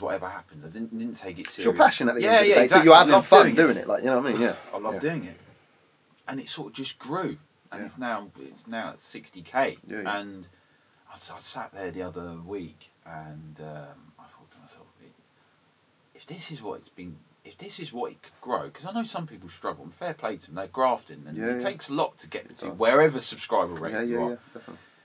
And I thought, I'm taking a piss a little bit because I'm just dilly-dallying. And you're getting mad views. And yeah. yeah. And I've only just come back doing videos again in 8 months. Okay. And some of the numbers it's doing, it's like I've picked up from where I left off. Usually channels die, they usually die at that just point. Shows that people there's a want for your content. Yeah, exactly. So I thought to myself, before it's too late, you've got to grab it at the knees. And as I sat there thinking it, that's when I went, I'm going to pack my job up. And I literally... Yeah, yesterday. Yesterday. Fuck. Because, guys, this wasn't even meant to happen today. No, it wasn't. It was not meant to happen. But you messaged me the other day to come Friday. Yeah, which was late notice, kind of, like, in terms of, I know we're busy people, right? Yeah, in terms of doing bits. And I said, no, I've got work. And then that's when I messaged you yesterday to say, I'm available. And that's when I told you, I packed my job in. That's mad. Do you mind me asking what you were doing? I was in car sales. Oh, really? Yeah, I was in Whereabouts? Car sales. I was doing it for a garage called Big Motor World. Yeah. Bro, you must have been like a fucking celebrity there, bro. Mate, they must have just wheeled you out here. Look, we need to sell a car. All right, mate. The amount of people that come in and go, I can do a test drive and a fucking Golf R. Yeah, like literally. That's sick, bro. Yeah. People used to come in and they loved it. So you were actually like selling? I was a sales exec. But that's not your passion, is it? Let's be real. No, so I was dilly-dallying it on the side because it's good money to make. Okay. And one thing I'll say about anyone that wants to know anything about sales, you don't really need a degree or anything. You don't really need to know much about cars either. If you've got the gift of the gab. Cars sell themselves. Cars sell themselves half the time. Yeah. It's just, you delivering a process. If you're fast paced, you can earn really good money. And it's probably one of the highest paying jobs you can have without having a degree or anything. You need to have some common sense, of course. And but it's long hours. I was doing 8 in the morning till 9 at night. Yeah. It was great. But I enjoyed it, and and in the end, I thought to myself, right, if I'm doing this on the side, it's almost like, I've got a bit of money coming in, I can just do a bit of YouTube. And I thought to myself, my mate, shout out to Mo Khan, because he said to me, why don't you sink both ships to build a fortress? In other words, he's like, pack the job in. Yeah. So you got no choice but to do this now. Yeah. You've gone all red. Yeah. You got to make this work. Yeah. Bro, that's honestly, that's the way, man. Yeah, and it's like it's fucking scary though, because everything fucking shit, You know when you're nervous and your shit smells a bit different. It's like that. This is yesterday, and this is the aftermath. This is fresh right now. This is the aftermath right now. Yeah, and I'm almost like, what have I done? Yeah. I gotta get this going. No, and usually the old me would be like, have a lay in. I wake up at 1. Yeah. I'm up at 6. I'm just up at 6. Yeah. I need to go shoot stuff. That's, bro. Honestly, like as you say, like you had a bit of a while off YouTube and you've come back and it's picked up quite well. As I was saying before, like I feel like if you were consistent, bro, you'd be flying, and that's what you got to be. But now you've got that time to be consistent. You know what you're doing. It's pretty much a well-oiled machine. Yeah. You've got contacts. You know what I mean. And people know who you are. Yeah. Bro, if it's all down to you now. Yeah. It's how bad you want it. Yeah. You can have it. Yeah, exactly. You know what I mean. That's it. It's just graft. It's now treating it seriously because now it's a hobby. But it can be a distraction because you love cars, but you're making it as work. Yes. And it can be quite difficult. And the thing is, if someone comes up to me and knows who I just want to talk to them. Yeah. And I'll talk to them for ages. Yeah. Like, I was in Favourite Chicken the other week. I love Favourite Chicken. Get the Shout out to Favourite Chicken. Sponsor us, man. Yeah, sponsor us, Favourite Chicken. So I can have a lifetime supply of barbecue. Could you imagine? It would be such a typical thing. 2 black people saying fried chicken sponsor us. Can you imagine our main sponsor? Yeah, come on, mate. We get cancelled, bro. Yeah, literally. They'll come through them. So I've gone in there and literally, like, guys come up to me and he's just like, oh man, big fan of what you do. I was like, oh yeah, sweet, cheers. And I was like, do you want anything? He said, what? I was like, do you want some barbecue wings? I've never had barbecue. Oh, yeah, I got to have a barbecue wings here. I just sat there and sat there to chat about cards, and he had like an M3 and a couple of bits. And that's just what I'm like. I can just talk to people forever, especially when it's cars. Yeah, it's a passion, bro. It's so natural. But it can also be a fucking distraction at the same time, and you just got to know when to stop. Yeah. So it's that fine balance of keeping it serious and keeping it all right. But yeah, no, you're right. It's a good platform already. It's just keeping active now. It's up to 100%. Because if I fuck it up, then There's no one to blame. all day. Yeah, next time I come back, you can rinse the shit. Yeah, exactly. You fucked it up. Exactly. Bro, you'll know if you fucked up because you won't be back on the podcast. Man ain't coming back if you're fucking not popping, bro. You know what I mean? Yeah, that's it. Not coming back. I'm joking. I'll plug the shit out of this prick. He's not. And he flopped it. Yeah, he's flopped it. Not seen him. Man. He's ghosted. But yeah, no, it's make or break time. Do you know what, right? I definitely, I think you can do it. I think you can do it, but it's scary as everything. It's because, again, nothing's promised. Yeah, but, it's you know, not. if you give it your all, it's like the universe. I'm not going to get spiritual, but look, you get what you put in. Oh, Like, absolutely. You get back what you put in, shall I say. It's all great having talent, but it's all about the graft. Of course. If you don't put the graft in, Yeah. you know, graft and a bit of luck, and you know, all it takes is one video pop off and you're and riding you're on flying. that wave. Flying. Yeah. So that's it. Yeah, we're staying because it's about 3 a week, every week. Oh, 3 a week? 3 a Oh, week. you're going in? Yeah. Yeah, 3 a all week, right, cool. 3 a week. Like so that. That's got to keep it rolling. I've got like 6 or 7 in the bag that I need to edit and stuff. Okay. And then okay. after this, I'm off to go and shoot something else. So Oh, good man. he's literally trying to do it every Yeah, day. yeah. Well, that's how it's got It to be. has to be. And I love that. After this, I'm going to do something else. That's You how it's have got to be, Yeah, bro. you have Like, to. if you're Bro, trying to balance shit. Bro, have to. Yeah, You yeah. have to. Like, bank holiday, I'm trying to get cars in during Yeah, yeah, bank yeah. holiday. I'm not fucking having time Yeah. off. Yeah, yeah. Literally, Exactly. I'm not having time Bro, off when at you're all. self-employed, bro, Mate. there's no 9 to No, 5, 7 there's to no, there's 7 no days a week. nights Yeah. out. There's no chilling with your mates or anything. Yeah. Maybe a bit of COD, you know, Yeah, a bit yeah. of Warzone for an hour. You but fit even in then, when you can. Yeah, You have to work around the schedule. Yeah, you just have to. You know You what I have to. You have to get up, go places. You got to travel. Yeah. You know, I'm having to travel quite a bit because you know I'm doing owners cards and you know. You just got to go Yeah, wherever the fuck yeah. you can. You got to be efficient with your Yeah, filming. yeah. You know, we both filmed Jack Auto ID. Shout out. Yeah, Auto shout out ID. to Auto ID, yeah. Yeah, and I did his car in like an hour and a half. Oh, really? Flat out. Like, Sick. literally. Bro, I'd done 2 flying. that day. Really? Fucking 2. I was there early, couldn't find the place, and then fucking... It's a bit tricky to Bro, find. yeah, oh, bro, there's no reception. It's like fucking... It's one of those hills have eyes places, bro. Like, there is no fucking Did reception. you feel a bit left out? Bro, do you know what we were talking about at the beginning, the black man kind of thing? I thought, Yeah, if they yeah, keep... yeah, yeah. If this black man keeps driving up and down my fucking road, Mate. I'm going to call the police. Ongar, Essex way. It's a Yeah. proper EDL place. Yeah. Drive around the wrong corner and they're fucking burning across or something. Oh, shit. Yeah, literally. Oh, like shit. that. Shout out to Onga. Yeah, shout out to Ongar. They're not all like that. Yeah, Maybe yeah. some of them. But yeah, but Only 75%. yeah, only I'm joking. 75% of them. But yeah, no, but it's you know, the roads are a bit tricky around there to Yeah. film. You know, but you got to work with what you got. You gotta do it. You work gotta make what it you got. happen. You know, there was me going, yeah, we need to find this road. We need to go here. Fuck all that. Yeah, You just got to get going. Exactly. I was Just exactly the literally- same. Yeah, I was literally, exactly the just same. get the ball rolling. Yeah. It is what it is. Some people be going, oh, you got that wrong. It's running Yeah. this amount of car. Blah, blah, blah." It's Well, just look, like, do you know what? That's the fuck it. worst thing, right? So, do you know what, right? So, we're gonna have to pack this up because we got Yeah, next yeah. guest kind of waiting and Yeah, that's a fine. little bit late, so it shaves a little bit of time. It's fine. But do you know what, right? I've said it before, but it's mad. Like, we'll go to this stress of fucking grafting our tits off for a video. Yeah, the video would be a fucking masterpiece. Yeah, and someone will say, it's not IEA. It didn't come out in 1997. It actually come out in 1998 or something. It just the smallest, dumbest fuck, bro. Like, give me some credit for the masterpiece I just made. Yeah. And they pick the one fault. Yeah. Like, you know what I mean? The one little thing. Like, you know what I mean? And you know what happens with them people? I fucking block them because I don't want to hear your shit, nigga. Yeah, literally. Yeah. You fucking hell, you're getting angry. Yeah. You really get I'm it. about to punch someone, bro. Well, Like, you know what I mean? You better not. You better not do that to Jamie, mate. 'Cause, well, but no, you do get people like that. Yeah, You do yeah. get people like that. Yeah.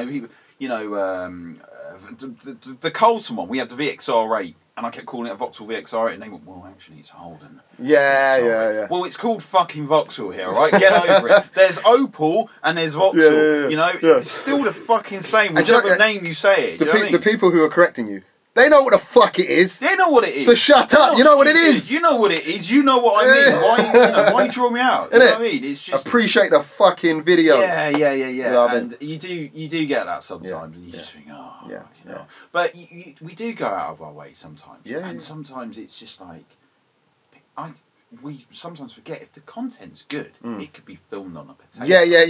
If the 100%. content's good, It don't matter. works, Yeah, you know. exactly. And you know, your stuff's pretty well done. I'll be honest with Thank you. you. I do a lot for everything. I've got a very, on most of my bread and butter reviews, bro, I could do it with my eyes closed because it's I know the flow, I know the schedule, I know what we're doing, boom, boom, boom, and like that's filming and editing, but I edit and film for efficiency. So it could be a masterpiece, but as you say, it don't need to be a fucking masterpiece because that masterpiece ain't gonna get me no more views. If the content's right, that gets you the views. Yeah. The only qualities I give sometimes is flybys and tracking. We do tracking, but it's not someone hanging out the back. I'll just plonk the camera on the front and just follow him in my car. Oh, okay, that's cool. It's done.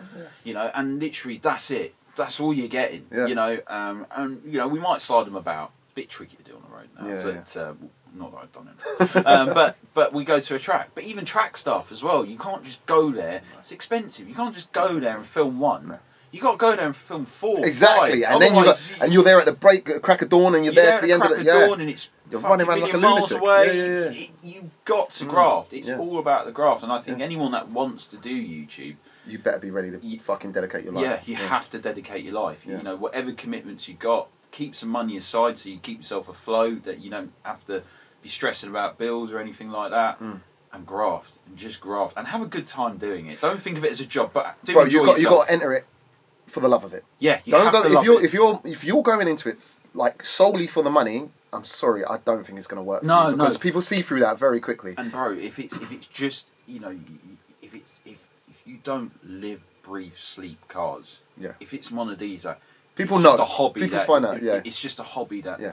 You can learn. You can learn. It can be a journey.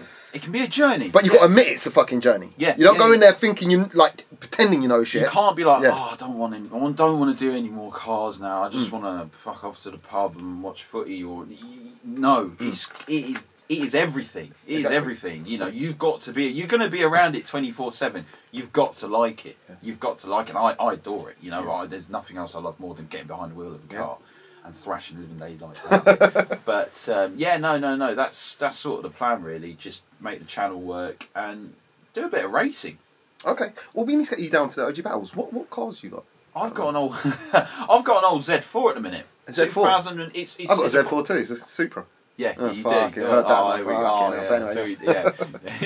You've got. Yeah, we've got the same car. Yeah, we've got a fucking pretty. I like buying older cheap cars for the channel. Because my audience is predominantly young, and it's all great. I'm showing them Cayman GT4s and everything, but realistically, I want to show people because realistic cars, affordable, and not just that, attainable. Even though I've owned some really cool, expensive shit, the most fun I've had is in cars that I've paid fuck all for. Always the way. Yeah. You know how it is. Yeah. So it's just, I did before the lockdown. I was flying. I was doing 3 a week. Things were looking good. Things were looking on the up. Then lockdown came along, and I just thought, oh fuck, I'll just play COD all day. I'll just play COD all day. But I bought a Clio 182 for 1,500 quid. You can't find one of those for 1,500. Yeah, no. Sold it to a bloke, but I bought an old 7 Series E38 for about 900 quid for the channel. Okay. I've always loved. Have you ever seen Tomorrow Never Dies, the Bond film, where Brosnan's behind with the remote control and he drives that 7 Series? I can't remember the specifics, but it rings a bell. It's brilliant. If you haven't seen that, just watch that clip. Terry Hatcher's in it. Just takes her clothes off. Anyway, but it's a great film, and it's got this big long wheelbase E38 7 Series, and the party piece of it is the fact that you can remote control his car from his phone. I feel like I remember this. Yeah, you must feel have like seen I remember it. So this. there's a massive car chasing it, but it looked great. It had the M parallels, and Bond was undercover. He was pretending to be a banker. So it was the perfect disguise car because his Avis rental car was an E38 70. So I've always loved the idea of wanting one and restoring it and making it my own, and maybe making it radio controlled. Just you've got to do that shit now, I've got to do that. That would be fun. So anyway, cut a long story short, it didn't go according to plan. The car's a rotten piece of shit, and I think something catastrophic went with it. It got into a bit of an accident, and in the end, I just thought. It got scrapped. It was sad. 182 sold it on. That was it. But I thought, right, I've not committed to that, and it's bugging me because it's like when you say it and not do it, you just feel like a bit of a prick. Yeah, that's what I feel like at the minute. It's like, right, we're going to start this again. We're going to find a car. So I bought about 3 and a bit months ago, or 2 and a bit months ago now, a BMW E85, codename designation E85 for you, Z4. Cool. It was a tricky one finding a Z4 because I wanted a 3 litre and a manual. They're all auto, and they're all in this shitty baby blue with cream interior with brown wood trim. I was like, no, fuck that. Just wanted grey with black interior. Just keep it simple. And I couldn't find a 3 litre. My mate said, you know, they did a 2.5 in it, like the E46, Okay. 2.5, Okay. M54. I went, did they? He went, yeah. They're even cheaper. I went, oh.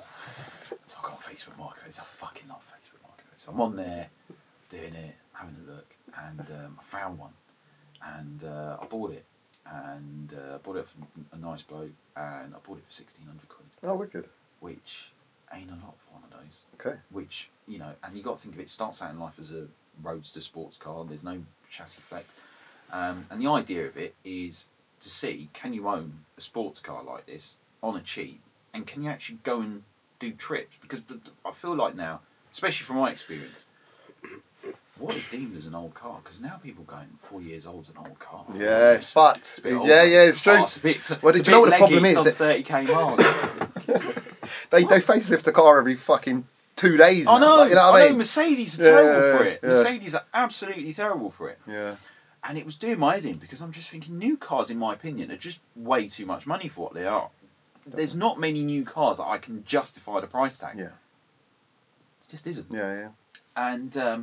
And it's regardless of whether you have money on. I Yeah, just yeah. can't get my head around Yeah. the costs of stuff. And I know the world's changing and everything going on in Ukraine and, you know, chip shortages, etc. I know some of the prices are a bit inflated, but they're astronomical. Yeah, So I yeah. just think, well, the only way, and people, I want to show people that, look, you can have a normal working job and you can have this car. Yeah, You definitely. can have this It's relatable car. It's content, and relatable I'll tell you what, content. that really does well. Yeah, it does, You know? and also it gives me an excuse to go out and buy cars that I always wanted to own as a kid. And Z4 amongst many, many, many other cars I want to own. So I thought to myself, let's do something on the Z4. We took it to Donington. Better not give too much out because there is a video going out on it. But we took it to Donington just to see how it fared out. It fared out pretty all right, to be fair. Other than the brakes, it was good. And you know, so I've been running it now, and we'll just do it up. Maybe do a couple of mods, things. Maybe we'll do realistic ones, and then we'll go a bit stupid and see how it goes. Yeah, yeah, yeah. But you know, it's just nice. You know, I get in it, and I just think, fucking hell, 1,600 quid. I'm doing 140 mile an hour down Donington. It's true, isn't it? I've just gapped a geezer in a Boxster. Yeah, new yeah, one. yeah. It's just like, well, and you know, that's a 70 grand car. Yeah, yeah, yeah. All right, there's a bit of driving involved, but still, Yeah, you just think, well, hang on a minute. Of course. Anyone People can do forget this. about that. As you Yeah. say, it all goes back to if it ain't that expensive, it can't be. Or sorry, if it ain't expensive, it can't be good. Or if it ain't this car, that car can't be. Bro, you're spending £1,600 and you're having a fucking time of your life. If that thing blows up, you'd probably fucking leave it there and walk away. Yeah. Like you won't give a shit. No. Like you know what I mean. And that's what makes it more fun. Like you know what I mean. Don't You don't give a really shit. give a fuck. Don't give a fuck. So you're driving Chuck the at keys to your mates. Yeah, go yeah, on, yeah, go yeah. up the road. Exactly. Yeah. Send it. You're just sending it everywhere. Yeah. Because you don't give a shit. Yeah. You know what I mean. But it's nice to have something a bit older, a bit cooler, because it's kind of a cool car. You don't see so many of them. But the problem, the thing that really grinds my gears is we live in a world of image. Image is Yes. everything. Yes. Yes. It's all about the flex. It's Yeah. all about look at me in this, look at me in that, look at me in this, look at me in that. And it's just like, I've got mates, you know, where, you know, they won't go to a car meet if they got to go in their work van, they're not going. Yeah. Yeah. Like, Yeah. That's their image. Yeah, yeah, yeah. And I can't. I mean, I think personally, you're insecure. You've got a fucking problem. You need to sort yourself Yeah, out yeah, because I don't give a shit. I love cars. I'll rock up on foot. You know, I don't care. Put up a rollerblades where. Mate, I went to a meet once. I rocked up on the bus. I didn't even have a car. So I've literally got the tube down. Yeah. Bentley had some event down in Duke of London. Okay. And I voiced carded it, mate. I've gone there. He's like, "Where's your car?" I haven't got it. I'm here. But you know, but we live in a world of image. Yeah. And you know, and to me, a car's more than just there's an image side to it, of course. But a car's more than just that. You yourself have got to like it. You yourself got to like what you're driving. Of course. And you know, to me, I couldn't give a flying donkeys what people think what I drive. Yeah, yeah, yeah. I, for one, like it, and if I like it, that's what's the most important thing. Exactly. And you know it. But there are so many cool cars, older cars, not even that old. I'm talking 15, 16, 20 years old. Doesn't feel like a long time ago, but it's cool cars, and Yeah. they're still fairly modern, and they're still fairly affordable. And we're seeing prices creeping up ever so slowly. I saw my old C63 for sale the other day, and I give 22 grand for it about a bit years ago, and it's a W204 estate with limited slip diff, performance pack, and it was an estate, and I wanted it. The estate's my favourite body shape out. Saloon in the States, my favourite body shape out of C63s. And all the Asian brothers all been good. He's like, "Ah, bro, you gotta go Coupe, innit? I like the estate." But they're worth a fortune. It's like 35 grand. Is that how much you go for now? 35 grand. Look at it now. It's my old car. And I thought, bro, now if someone finds out it's your old car, that will go back down to 22 grand, bro. Yeah, no, they know it's my old car. They know. Oh, really? Yeah, they know it's my old car. Okay. But it was a lovely car. I sold it to an older chap, and he had it for 4 and a bit years. So obviously he must have enjoyed it to have it that long. But it had everything. It had Distronic Plus, radar, cruise control, Harman Kardon. It had the whole. It came with a Borat DVD. The funniest story ever. I've literally cranked on the radio, and all of a sudden, my name is Borat. I like you. I like sex. I was like, what the fuck? And I left it in the car. I sold it on, but you know, the point I'm trying to make is we live in an image world, and you know, I get it. Yeah. If image is what you want and what you like, cool. But you know, I'm all about the drive. No, bro, I definitely think there's a lot in what you're saying. Like, you know, it's relatability. The crunch is real, bro. Not everyone's got like half of these cars that you see, the M140s, the Golf Rs. I'm not saying all of them, but most of them are fucking financed anyway. Yeah. But not up to the hill. Do you know what I mean? Which is fine, you know. If there's that's nothing how wrong you with can afford that. it, that's there's it, yeah. nothing wrong with that. A smart man's way of who puts all their capital into a car anyway. But at the end of the day, not a lot of people can afford those payments, and some people would prefer to pay 1,500 quid for a car and just own the fucking thing outright and enjoy it. Like, you know what I mean?